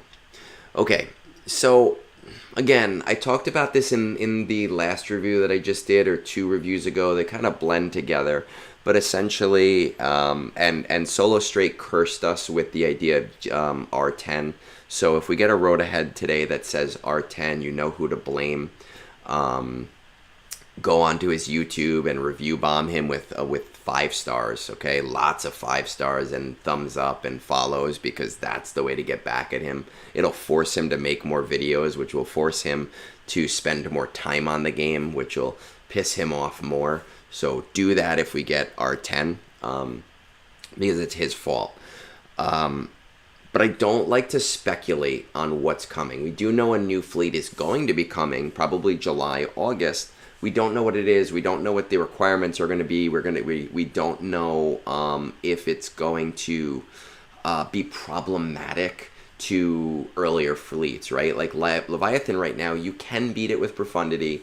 It's a little bit of a pain in the ass. I know it's fairly consistent, but it's a little bit of a pain in the ass. You can beat it with Executor, but it is a pain in the ass unless you relic things a little bit higher, especially if your fleet shard has a lot of bigger stuff. I would strongly consider working towards Leviathan. Because Profundity is still working for you, the sooner you do Leviathan, the cheaper it'll be for you. Just because you won't have to 5-star it right away, right? It's not super great until you 7-star it, but you don't need it yet. You might need it in 6 or 7 months, and if you've spent, 5 or 6 months getting it and just slow farming it, you have saved yourself effectively 7,000 to 8,000 crystals. If you don't need it for 10 months, you've effectively saved yourself 10,000 crystals. It's also going to be a significant help for your guild in TW. It's also going to be a significant help to you in GAC. It's really not a significant help in ROTE. There's no real need for it. I have found about a 60% win rate on the day 1 DSCM on auto using it, but I mean, it's really easy to 3-star that planet, so I don't really put that in there, but I would really consider getting Leviathan in the shorter term, especially as a player who's in Kyber 3. You want more fleets, not less fleets, right? Those fleets are going to win you those battles. You can kind of like funnel players towards your fleets, or you can push up. That's what I do as a turtle. I always put my bigger defense towards the top. And I shouldn't say this, but whatever, you could look it up each month. And I try to push that top wall and take out their fleets using my fleet, which is everything, right? So I have all of the options available to me. In Kyber, fleets win battles, fleets win you crystals, fleets give you everything. Fleets are law, fleets are just do it. Go towards Leviathan, and if that new fleet does show up and it is accessible to you, and the things that are there are not too terrible for you, that's just another fleet that you can add into what you already have. It's not going to hurt you. I would strongly consider going towards C, just because you already have some of the core GL that I would normally suggest, like Jedi Master Luke and Jabba. But if you're going to be unlocking Bane in 3 months, okay, at the end of Conquest 6, you're going to really want to use him with C. Some people are saying use him with Lord Vader, but I don't agree with that. I don't. Maybe it's going to work. We'll find out in a month. But you don't have Lord Vader anyway, so it doesn't fucking matter, right? Like, and C is going to be the easier thing to get you. It will give you the CT3 in Forest Moon with the Imperial Troopers that you have to get up, and just maybe some slight increase in some of your other troopers. Let's just pull them up again real quick. Okay, so like going for C, you will get Piet to, I think it's R6, General Veers to R3, Stark to R3. Those will build your core. You already have Range Trooper at G12. You won't need to go higher than that. And then I like to use Snow Trooper at G12 for the other portion of it, because there is some extra TM gain there, and the idea is just to build that TM loop that the other team never goes.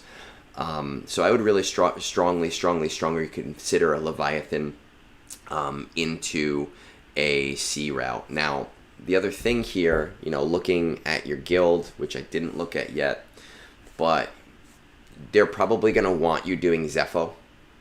Okay, so when we're talking about like UFU teams, you might want to build Seer at least to G12 and start working towards Jedi Cal. And I see that you have that kind of in your goals as I pull this up right now. I also see Relic Third Sister in your goals. I think she's awesome. Like, once I Relic Third Sister, which do you have yet? No, but you're going to get her in the short term. Once I had Third Sister, it changed my life in TB, and I know that not everybody cares about TB, but for me, it allowed me to auto pretty much every planet with her, which is a huge quality of life shift for me, so I do agree with that. that's the route I would be going. And those are the things that I'd be getting. You know, what I do tell people when they are like, oh, I want to have fun, I want to do this thing, I want to, you know, get this team and that team, and it's boring to be efficient. What I tell people is that I give them a path, okay? So I kind of give them, hey, we're going to do this into that, into that. You are welcome to branch off at any point. It'll slow you down a little bit, but being slowed down is better than not playing, right? So if you are going to have more fun doing something a little bit different than I suggest, then do that, because otherwise the other option is you quit. But I think that those are the things that are going to serve you the most. Now, this is review number 5 that I'm doing this morning, and none of the other ones have been affected by this.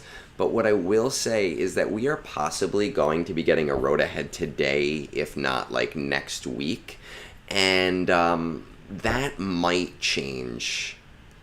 That might change what you want to do, right? Because if we get a road ahead and they announce the next fleet today, you might want to change things. And that's kind of the toughness of being an account in your position. But you will know the answer before you make any big moves, okay?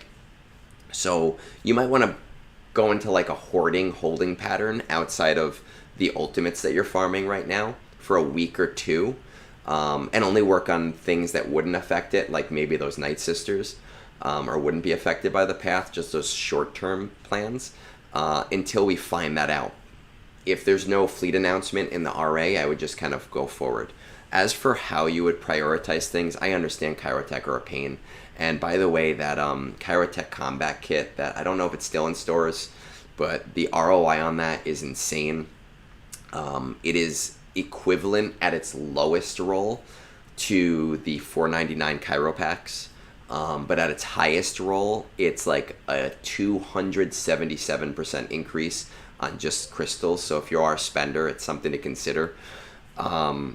In terms of prioritizing things, Seer Ufus, I think, is a luxury team. I think it's more of a fun team. I personally wouldn't prioritize it. I just brought my Seer to R7 today for the Zepho mission.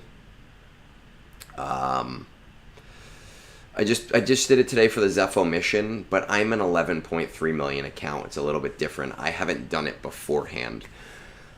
I would say I would be prioritizing Leviathan first, because the sooner you get on that, the sooner you unlock it. And the sooner you unlock it, the sooner you can passively be collecting shards for it until profundity is no longer an option, right? So the sooner you do that, the more crystals you save in the long run. I would personally prioritize it as Leviathan C, then Seer. But there's 3 layers to every grind, okay? So there is the shard layer, right? What you need to get the shards for. There is the gear grind, which is predominantly Kyrotech. And there is the relic grind. And one grind can hold you up versus another grind.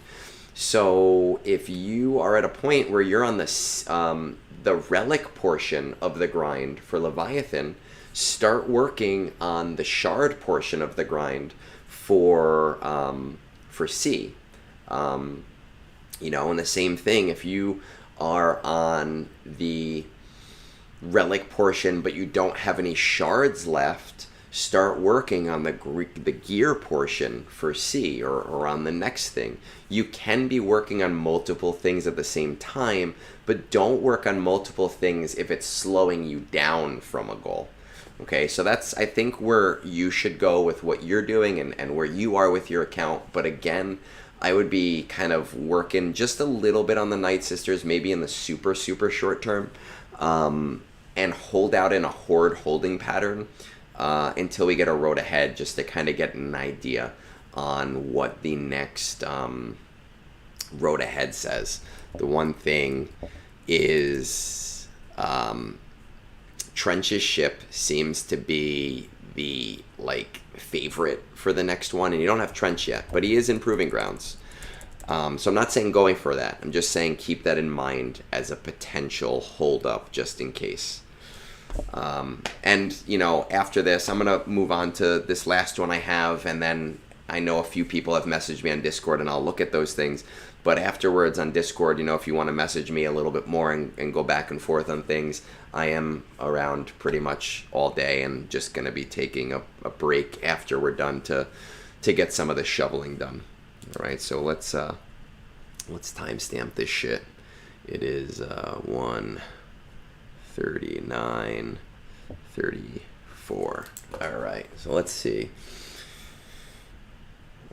The one thing you get with Egnards service is that after I do these things and I send them out to people, you know, some people kind of go like, oh, I hope it's okay to message you on Discord.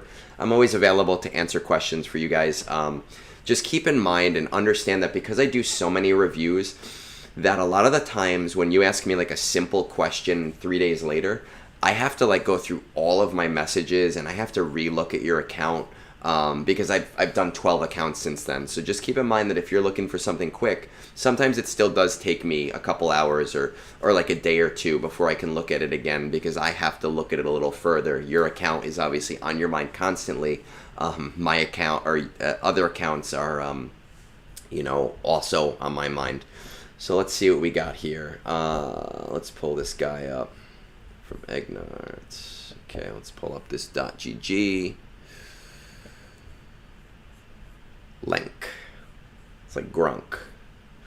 Comfortably getting first every day in fleets. Top 20 in fleets, 1 profundity, 7 stars, 1 profundity, 5 stars is him, the rest being executors. So this is a newer shard, which is nice. Am currently working on getting Leia and JML and will not steer from that course. Okay, I haven't looked at your account yet. I don't really think Leia is a high priority GL for most people, but you know, one of the things I do say in my roster review thread is tell me what our hard have to go for is, because I respect that. You know, if that's what you want to do, you do you. Fully into efficiency rather than making teams for fun. So it's almost like a counter thing. And again, I haven't looked at the account yet, but Leia's super low priority at this point for most people at this part of the game. So I don't really think it's the efficient route, but I don't know, maybe you're really close to it at this point. Prequels have some of my favorite characters in them and have completely neglected Separatist and Galactic Republic because of the direction I thought was best. And I am 100% okay with you using your account on camera. Alright, yeah, I do mention that. I thought I should mention that my account is 13.5 months old, so please take that into consideration. I say that like it's the age of my own child. If I've missed that, please let me know. Okay, let's take a look. Let's see what we got here, right? Lank's account. We are hitting 1. We got profundity. Definitely bought some bundles. If we're 13 million, we got profundity, and we're almost at 13 months and almost at 6 million, and that's cool. You know, the people that spend, that's what kind of keeps the game free for everybody else, and that's something that I think a lot of people do not respect or understand. So we most definitely bought those Lightspeed bundles. We got these two. Let's take a look. How are we on Jedi? Alright, we're close to Jedi Master Luke. That's nice. Kenobi. Star Killer, we probably bought that bundle. I imagine we're probably in a pretty big Zeta crunch right now. We do have Executor, Profundity. We don't really, because you're hitting 1, you don't really need to go too crazy on the refreshes. Get those free. Get those free monthly shards until you have to. Leviathan, we're far. Leia, okay. Let's see. Oh, let's see where we're at with these Leias. Rex is already up there. Scout. Alright, well, I'm not going to dissuade you from Leia because you've already got the shards for all these guys. If you had messaged me 3 months ago, I would have dissuaded you further. I'm not going to do that. I promise you, I will not do that. I do think Jedi Master Luke is a really good idea.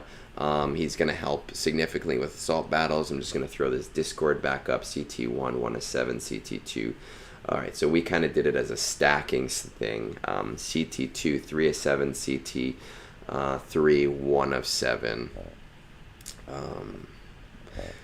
Let's see. I don't know which ones we're doing, but interesting. So close. Are we lacking here? Hermit, Wampa. All right, so we're a little further from Jedi Master Luke than I thought, just because we're probably still working on Hermit Yoda. I would prioritize, not Hermit Yoda, sorry, Wampa. I would prioritize this maybe a little bit more than Leia. It looks like maybe you're kind of pushing Leia, but you are much closer to Jedi Master Luke, and he's going to serve you just a little bit better. A couple of things. Once you have Jedi Master Luke, you're going to be doing, well, your Jedi are not in the best of order, but you'll be between Jedi Knight Luke, Hermit Yoda, Jedi Master Luke. Based on just what you have at relics right now, Obi-Wan as your tank, and maybe Kyle Katarn.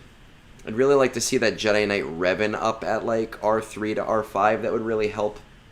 But I think between Jedi Knight Luke, with 0 speed mods on him, and Hermit Yoda, well, you actually with Jedi Master Luke, you won't have to worry about that.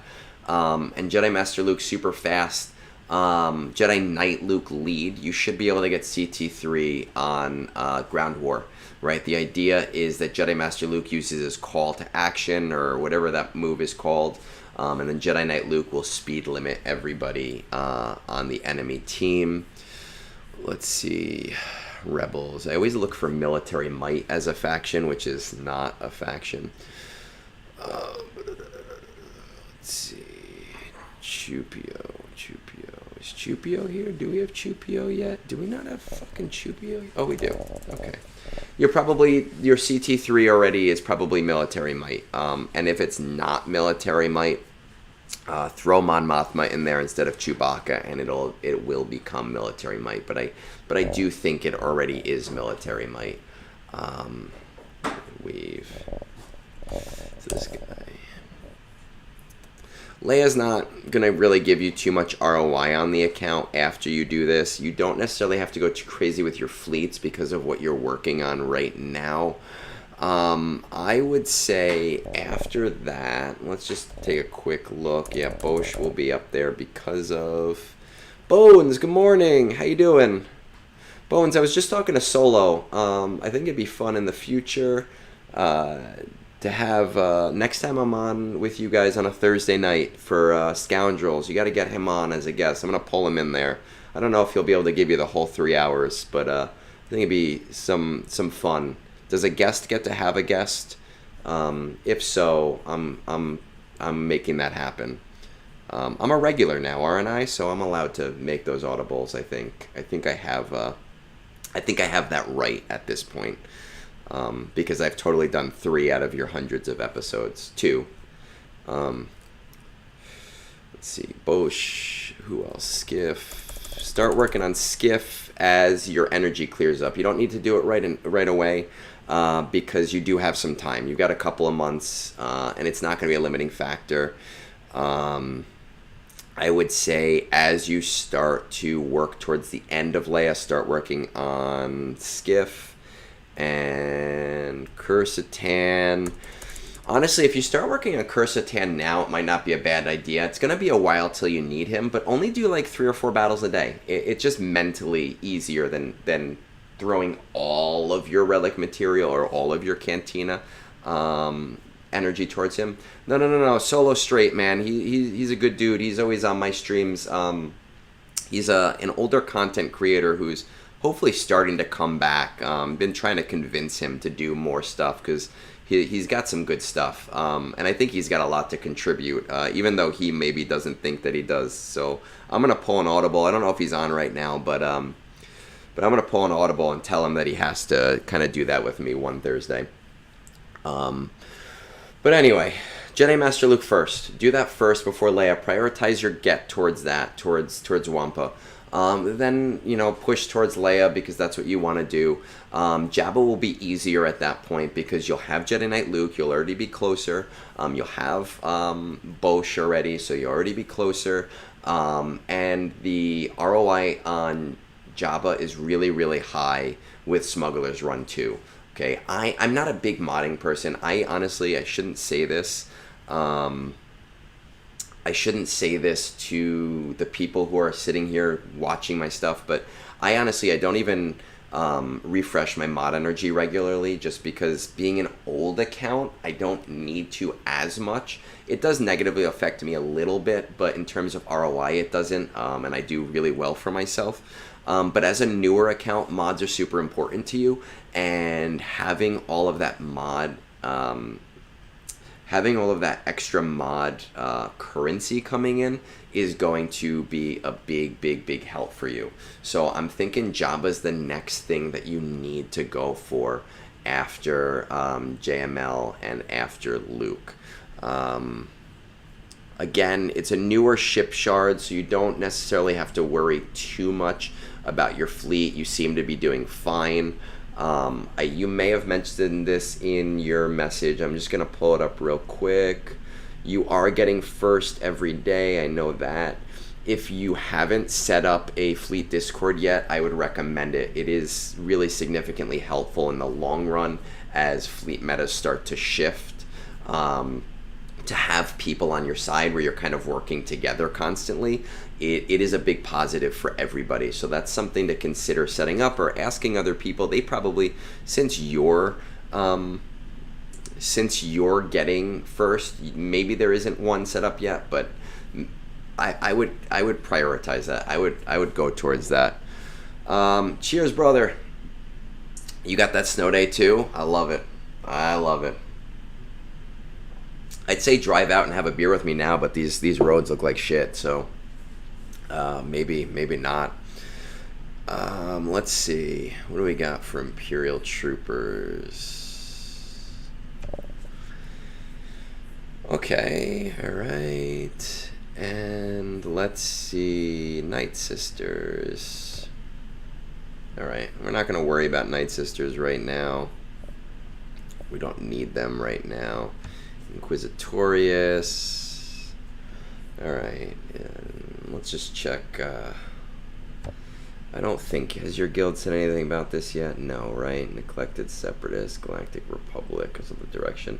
So I know that you really like prequel content. What I am going to say, Captain Amazing was on earlier, and while I was shoveling snow, I had him on in my ear doing his roster reviews, and he and I butt heads a lot just because he's more GAC focused. I'm more TB focused. So I love listening to the other side sometimes in the morning with him. And I think he agrees with me on this.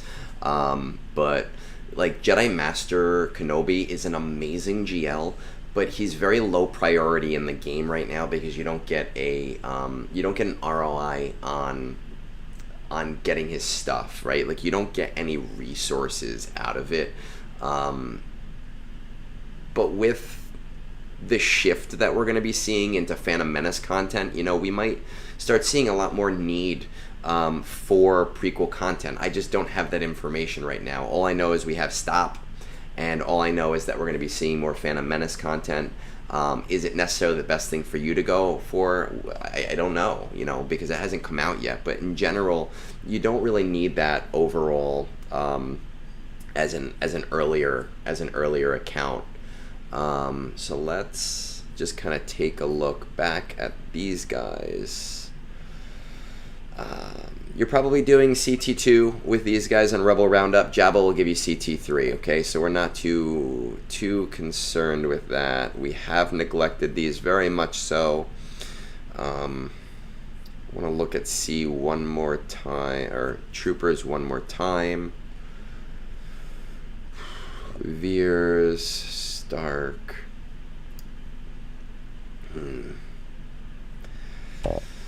Oh, conundrums.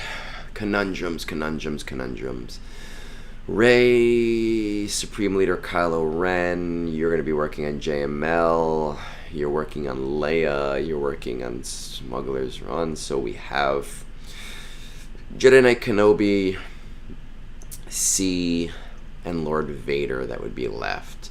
I would comfortably say that after Jabba, between Leia and Jedi Master Luke and Jabba, we're probably looking 5-6 months down the road, even with some spending. So I don't really think we should talk much further than then. But I do think C would really benefit you. You're probably not getting Bane in the 6-month cycle. You might get it in the 9-month cycle if you're, purchasing that. So you might be getting that in the 9-month cycle, but it will help you with Forest Moon. And I really like C as a GL. He's a lot stronger than people give him credit for being. And I think he's a solid addition. I like Lord Vader too, but it's so Chirotech heavy and so expensive to get him that I don't think it's worth it in the short term. One thing that you might want to pivot towards, though, before you go for C is gas, right? Which is going to require you to build up those smuggler separatists just a little bit. I think I would strongly consider going that route after Jabba. So let's scratch C for a little bit. Build up these guys a little bit. It'll be future-proofed, it seems like, with the content that we've been getting or that we're expected to be getting, and with where we've gotten with stops so far. He's going to help your Jedi team in the short run. And then being a big prequels fan, being a big prequels fan, it's going to give you an excuse to work on your 501st, and that's going to give you a really, really solid, actually, honestly, an offensive and defensive team, depending on what you're going to use them for. So that's what I think I would do. Stay on your current plan, then go for Jabba, and then work towards gas. You might even want to slow down a little bit. I don't know how much you're doing refreshes on things, but I can't imagine you're not in a huge Zeta crunch. So basically what happens is that we get into a pattern where we start like spending on things because we think it'll speed us up, but then we find out that those things aren't usable to us because of other things, and then that money was effectively wasted, right? So kind of keep in mind your Zeta materials when you start like speeding things or going through things, and maybe spending more towards that. And I only say spending just because it does look like, being at almost 6 million and only being a year-old account, it is very likely. I don't know if you've only bought the Lightspeed bundles or if you're a monthly spender or whatever it is. I can only kind of look at it as we have it right now. And when I send this to you, we can go kind of back and forth on that. Okay, so for right now, guys, that was the last review that I had on the docket, but I know that a few people have messaged me on Discord. So what I'm going to do is kind of pop my Discord, I want to say a quick talking breather, but the reality is I'm just going to talk through it anyway. And I'm going to pull these up, and we're going to see if we can knock these guys out too. So just give me a minute, and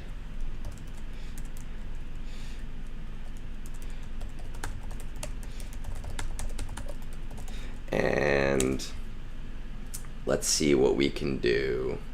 Oh, look at this. All right. Moon, you still with us? I'm going to pull yours up.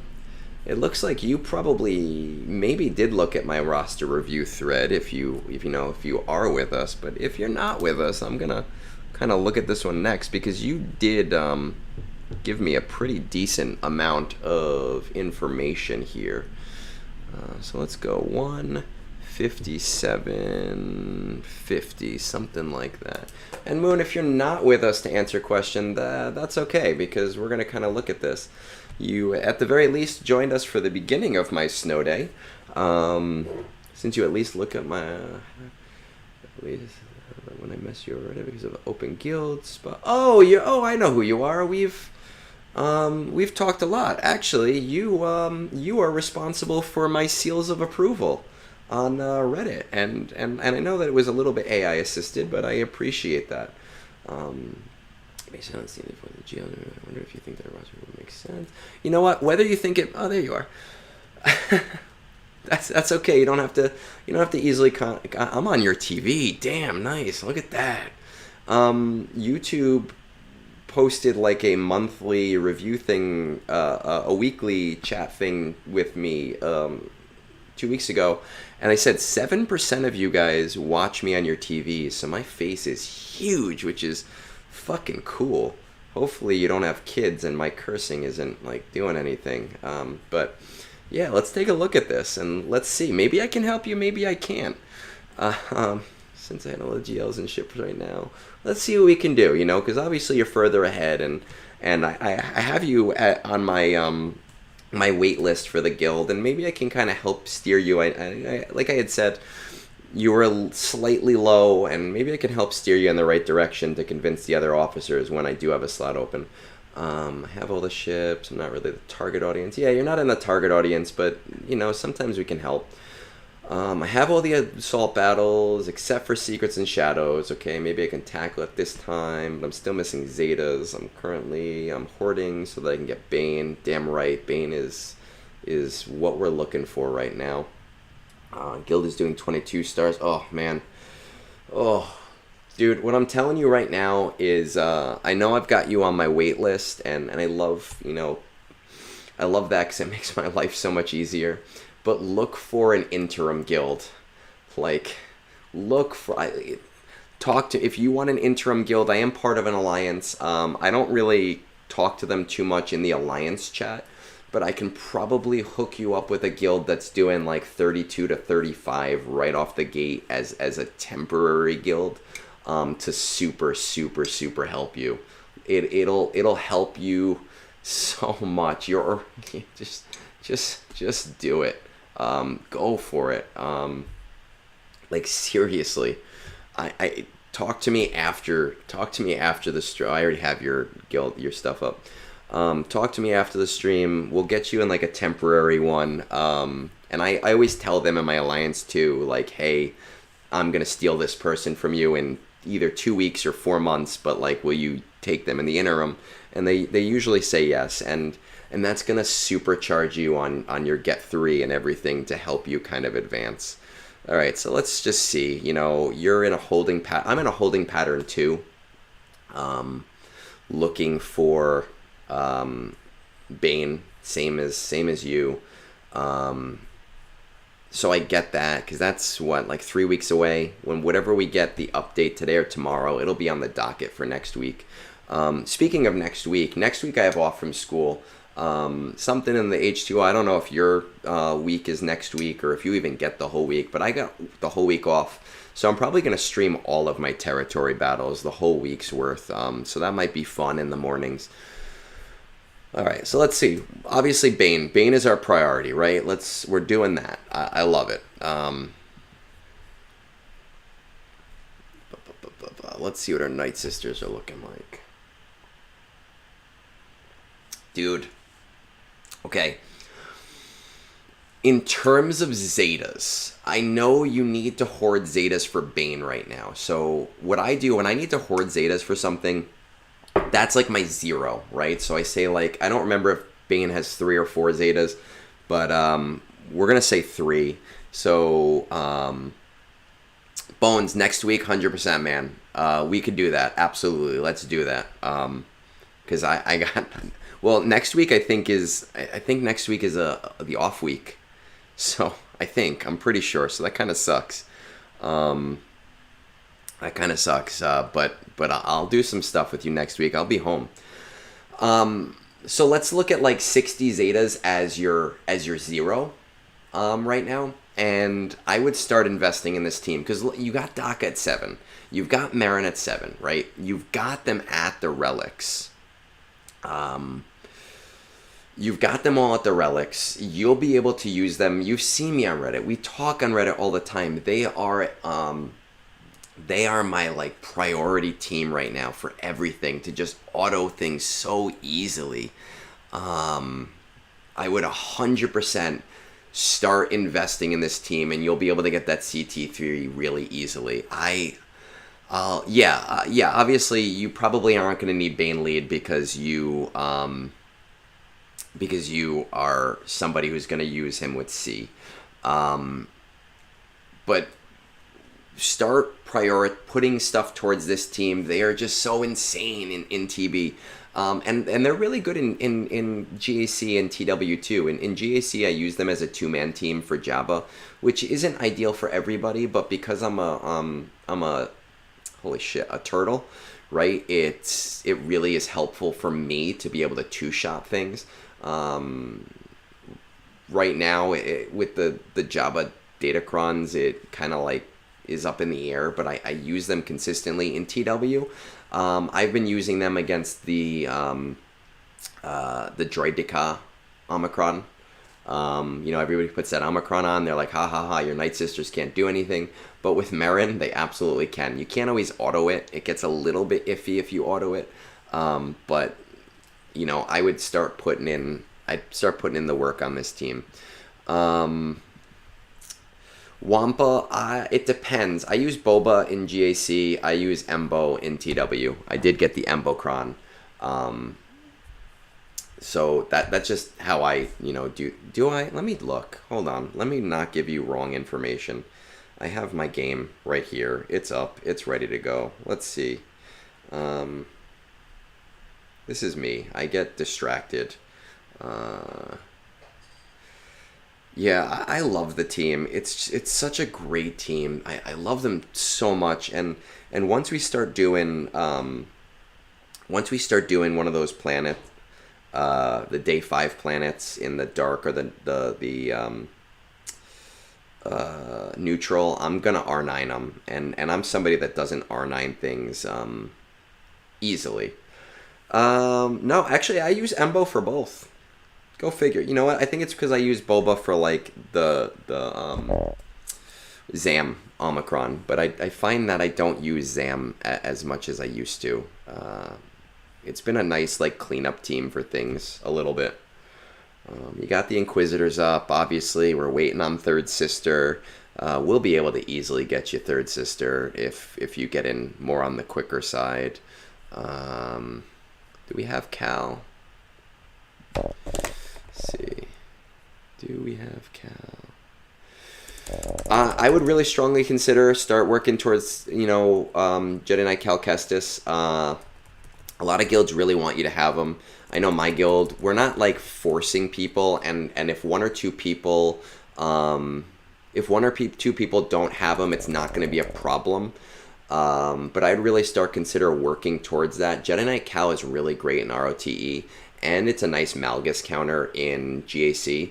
I don't use it so much because everything is on defense. A lot of my Jedi are there. But even though I hate those games, I do like him a lot. I'm expecting we're probably going to get an announcement that he's coming up with whatever update we get today or tomorrow. So I wouldn't say you have to like speed farm it. I would say put your energy towards it at least as a slow farm, because it'll be permanent in June or something like that. Oh man, but I would consider it strongly for Zepho.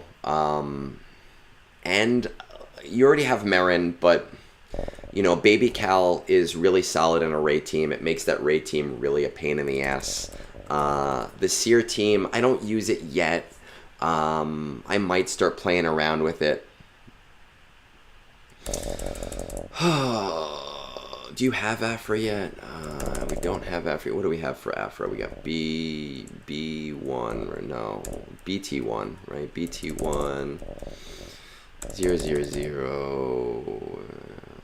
There better be a friggin' update this week. I swear. Hondo. Do we have Hondo? Here's the thing with Afra. Afra's accelerated, but she's super luxury. I don't think it's a priority. It's nice to have. I do like my Afra, but it's a luxury for everything. I don't really necessarily think she should be a priority for everyone, and it doesn't really look like you put too much into Afra yet. I do think start a farm, finish a farm. I don't think you're far enough into Afra where that applies yet. I do think Jedi Cal is a better fit for you. Even though, I know the acceleration for those is coming up, and I'm looking down because I want to just kind of pull it up on my phone. But those should be pretty soon. Let's see. Cal Kestis, came out in March, so Cal Kestis will be pretty soon. Seer came out in March. Merin, who you already have, so it doesn't matter. Tarful and Saw was April into May. So you're kind of at that point where it's like, do I farm them? Do I not farm them? What I think I would say, I'm a collector. I'm somebody who wants to have everything just in case.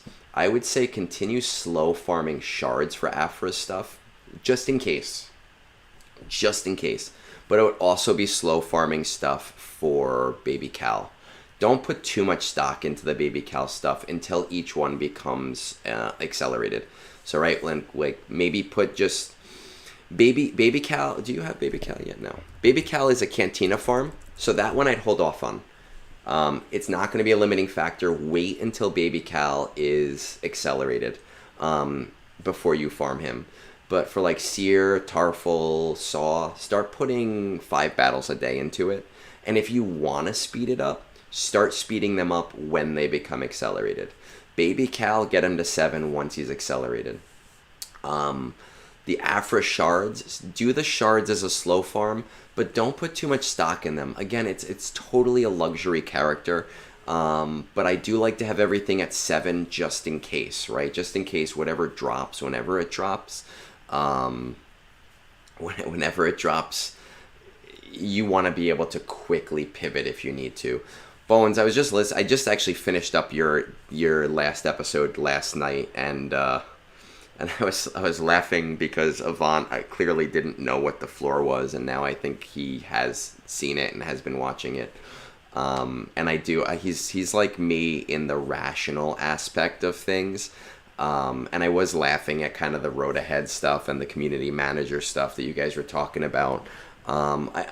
I think the road ahead is going to be this week or next week, just because the first draft went out. I am really hoping it's this week, just because I am home, so I'll be able to read it a little bit easier.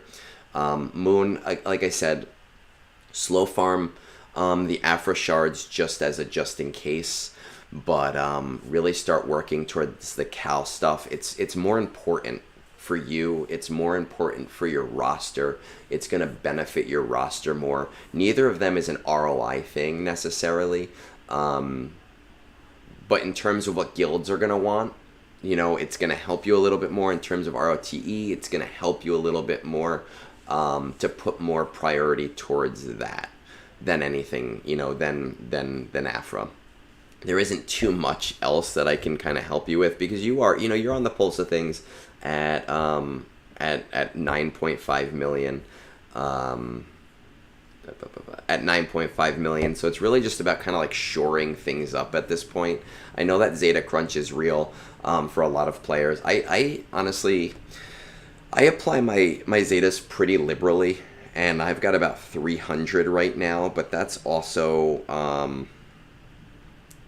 playing the game so long term and really focusing on those CT1s pretty much right away, right? Like making sure I had those ASAP as possible. You're in a holding pattern, so that's the only switch I would make. But you're also at a part in the game where I wouldn't make too many crazy gearing choices until the road ahead, because you're at a point in the game where you are on the pulse of things, so you might want to pivot based on what the road ahead says.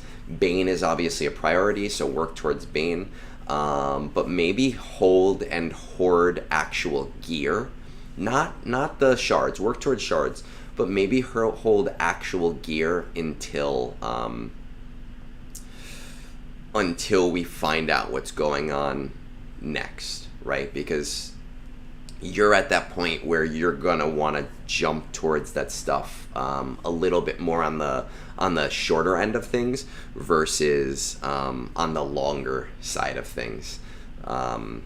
With that said, I think I have all my reviews done at this point. I know there's a bunch of you guys watching. Before I do sign off, if there is anyone on that is interested in having their account reviewed, let me know, and I'll do it right now, because I really I don't want to shovel snow. So you would be doing me a public service announcement to not have to go outside and do that right now. So I'm going to stall on turning this off until hopefully maybe I won't have to deal with that, and then setting up my my computer stuff back downstairs while my wife is working.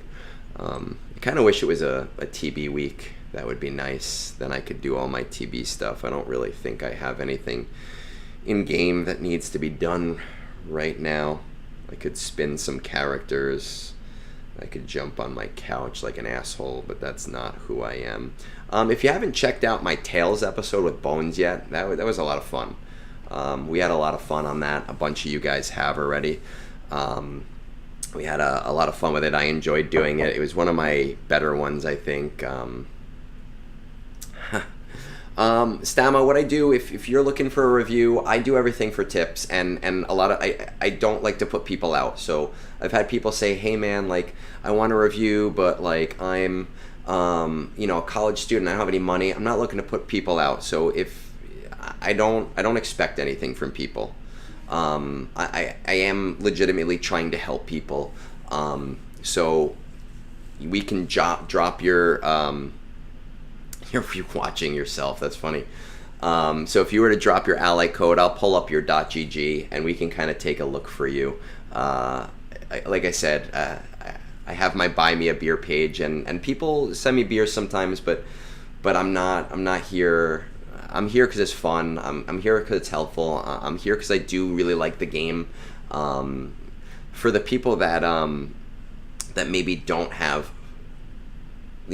tip money, the one thing I ask is go check out like my Tale series, watch an episode or two, share one with your guild or something. It does significantly help me up. All right. It does help me out a lot when people kind of talk about this stuff, and I love that Tale set. I love my Tale series because I think it's just something new and it's something different, and I have some guest stars lined up in the future. Vader, we're going to take a look right now. We're going to go in blind on this one. I have a few fun guest stars lined up. Calvin Awesome supposed to talk to on Thursday night. I conned Pico Burrito into talking to me in the future. I've been talking to this guy in Europe who's a newer player, to get kind of like a new player perspective on the game, and it's just something I like to do. So let's see. Vader, we got this going on. This is an alt account. I hate when this doesn't work out. Chunky Monkey. There's a lot of monkeys in this game. Now, obviously, you've got your main working friend. Just kind of, yeah, I generally don't look at modding because I understand that stuff. So, modding's always a work. It seems like you probably maybe inherited this account from somebody, so you're kind of working with whatever they gave you. Blind review with a blindfold. That would be fun. Maybe I'll do like a hot wings review one day, and I'll just eat my my last stand hot sauce while reviewing somebody's account. That would suck. So that would be fun, actually. I want to do a live Tales episode one day too, but we're not there yet. Okay, so Vader, have you talked to your fleet? I know these are things that you know, but I'm wondering if you've talked to your fleet chart on these guys yet.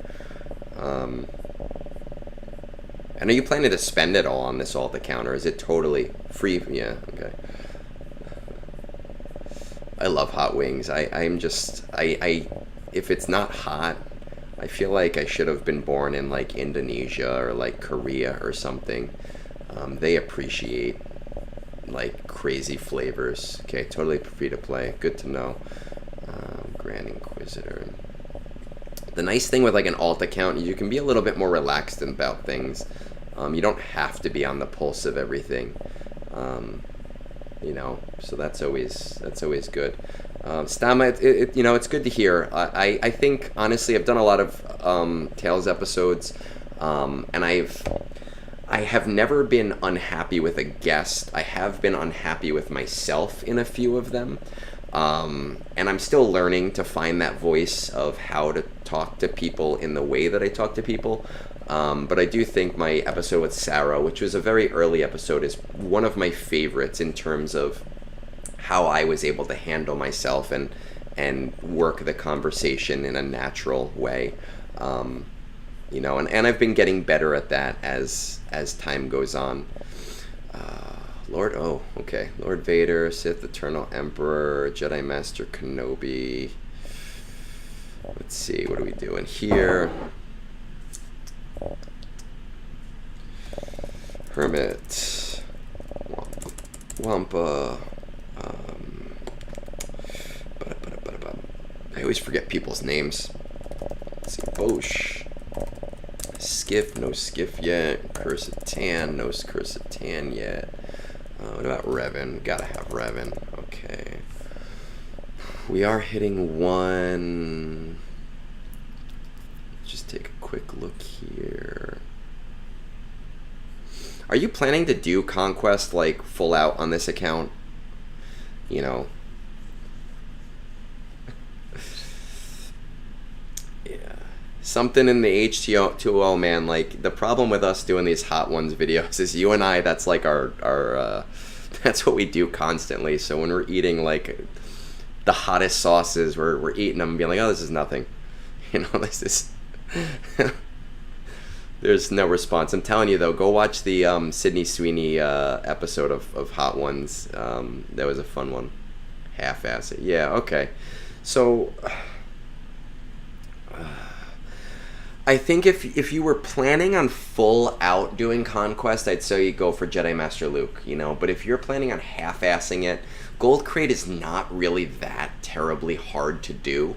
Jedi Master Luke would make it easier because you can push some of those feats a little bit easier. But I'm gonna tell you, I have been a strong proponent of Lord Vader as the second best Conquest unit.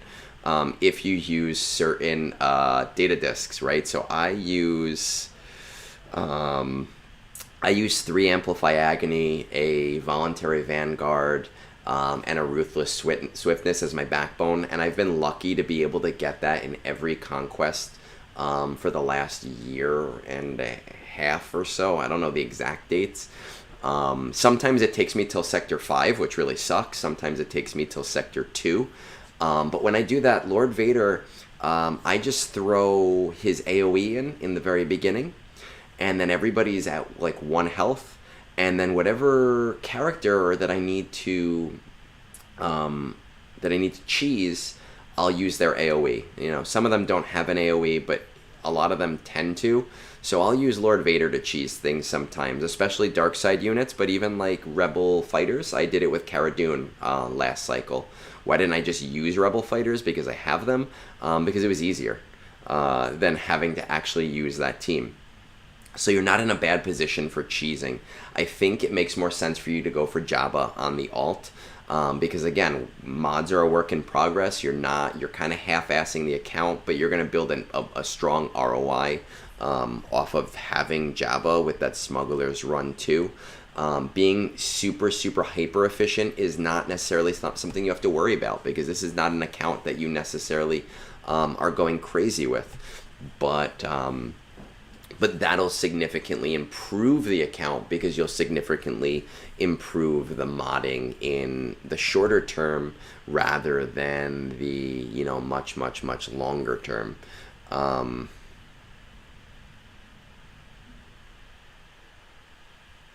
Let's see.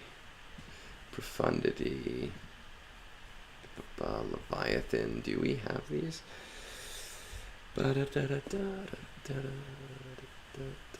Let's see. Got Malgus. Find out. Don't have Malgus yet. I don't know how far you are from Malgus. You let me know. I had a stroke typing that in, but that's okay. Let's see, Dagger.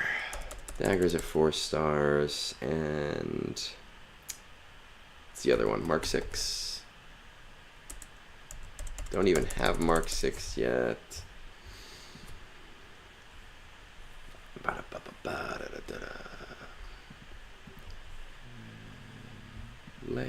Ooh, okay. Well, that's not feasible right now.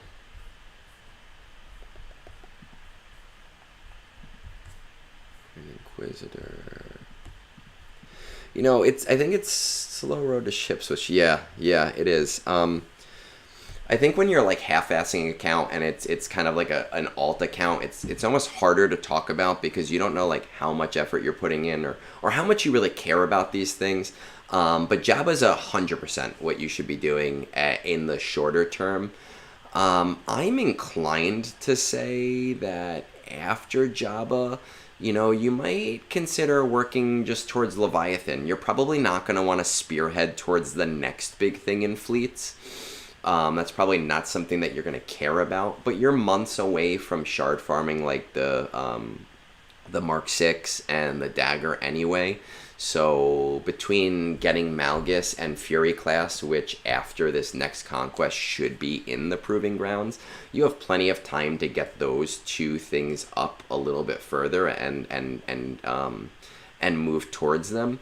You have Sith Eternal Emperor, you have Kylo Ren. Both of them can do the Malgus tier, so I'm not concerned about you getting Malgus. We obviously don't know what can do the Fury class tier.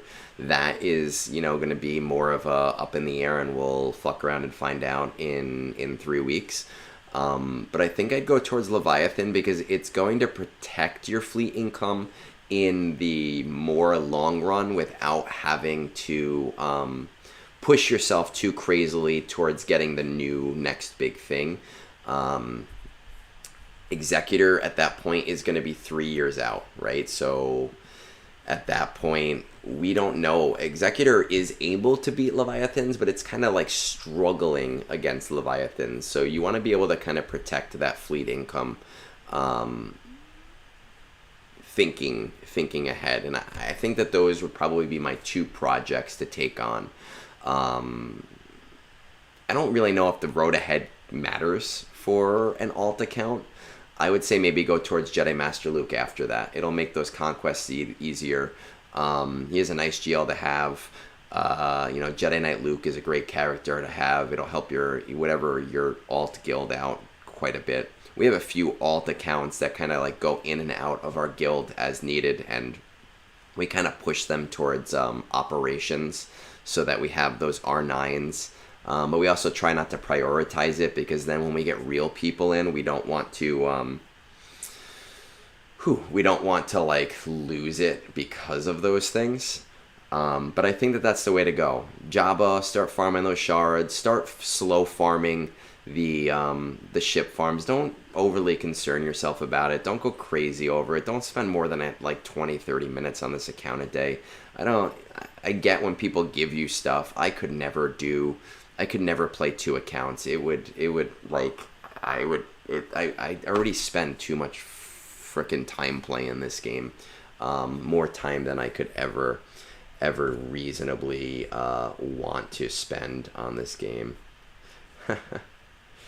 Alright, so we're gonna pop in here. I just got a message on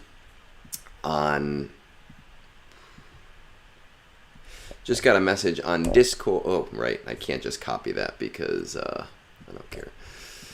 Because it has hyphens in it. I'm assuming, Stoma, is this you that sent me that message? Because your Discord name's obviously a little bit different.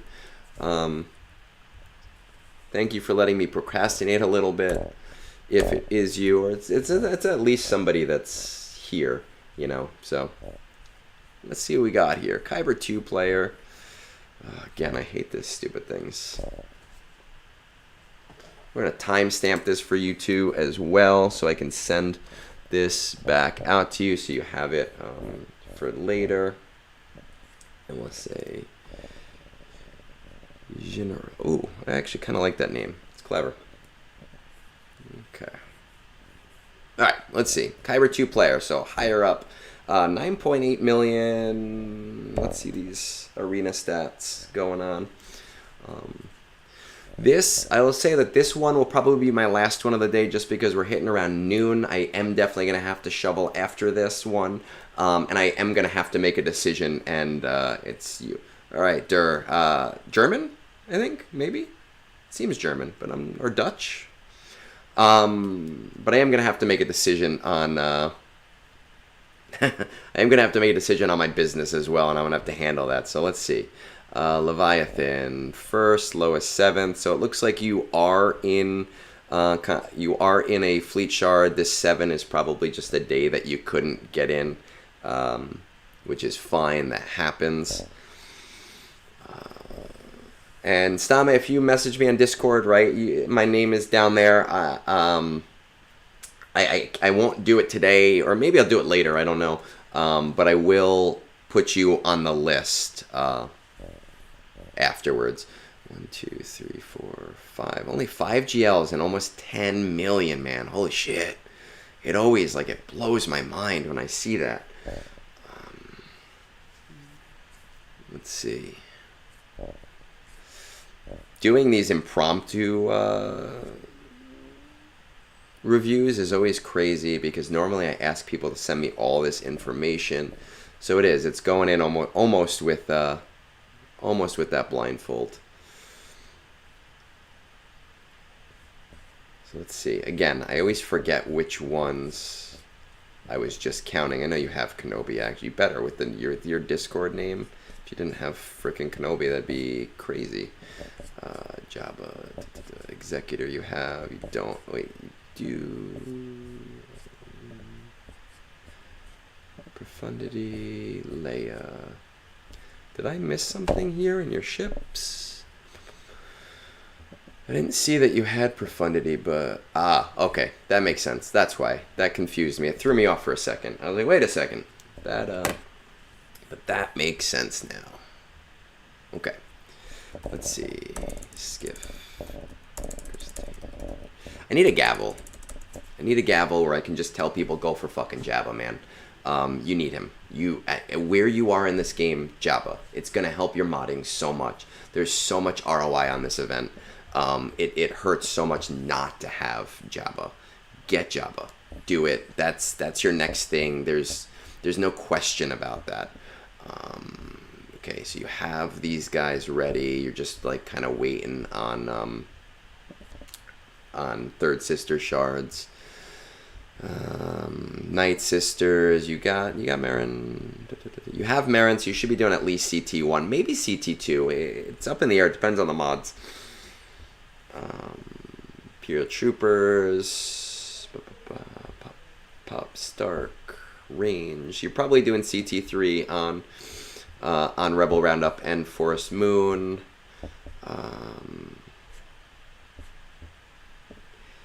See this. Yeah, you should be doing CT3 on Places of Power. Sometimes it can be a pain in the ass, but it's not the worst thing in the world. Rebels. Should be doing CT3 here, so like your assault battles are not really in question at all. 2 TBs, so you're close to Third Sister. Great. Third Sister's awesome. Friggin' love her. Super great in ROTE. I auto everything. And as a turtle, I really love using her when people put Jedi Master Luke on defense. I only have 1 Omicron on her. You don't need all 3. It just like eats through him, even in 3s. All right, so Jabba's your short-term goal more than anything else. Let's see what we got here. Seer, powerful. So it looks like you're working towards Jedi Knight Cal Kestis. You're just like a lot of people waiting for that event to come back around at this point. So that's good too. I would maybe consider if you have. You don't have to do it short term, but I consider bringing Seer up to R7 for that Zepho mission. Again, doesn't have to be super short term. I'd prioritize Jabba over doing that, especially with the Jedi Knight Cal event not being there right now. It's possible with Baby Cal, but I'm assuming your guild isn't doing Zepho, and if they are, they're already doing it, so it's not a priority for you to be doing that right now. But I'd consider it midterm, right, to get her to that 7-star. Jabba's going to be your priority. And outside of Jabba, I'm going to say the same thing to you that I said to Moon and that I said to maybe 2 or 3 other people. You should really be in more of a holding pattern right now for the road ahead. because you're at a point outside Jabba. Jabba's priority. Jabba is life. It's Danny Rojas. Jabba is life. I'm not affiliated with Apple TV. I'm not affiliated with Ted Lasso. I do not make advertising money, but that Jabba. But outside of Jabba, after that, you should be in a little bit of a holding pattern. I'm kind of hesitant to give you specific advice because the road ahead can significantly shift what you're going to be doing, right? If another ship comes out, you might want to go for that ship. If another GL is announced, you might want to go for that GL. If the next journey is announced, you might start slow farming towards that. We don't know yet. I would stick to a mostly holding pattern outside of Jabba. Now I say holding pattern, but with the road ahead due in like this week or next week, hopefully next week at the very latest, Jabba's going to take you longer than that. So it's not necessarily really a holding pattern, so much as it is a, we don't want to go further than that, because it can significantly change, So maybe in 2 to 3 weeks, when I do another one of these things, you might want to say, hey, I looked at your account, or you looked at my account 2 weeks ago, and now we have all this new information. Can you look at it again? And that might be the best time to make further suggestions. But Jabba. The one thing I will say about profundity is maybe get it to 5 stars, but then go slow.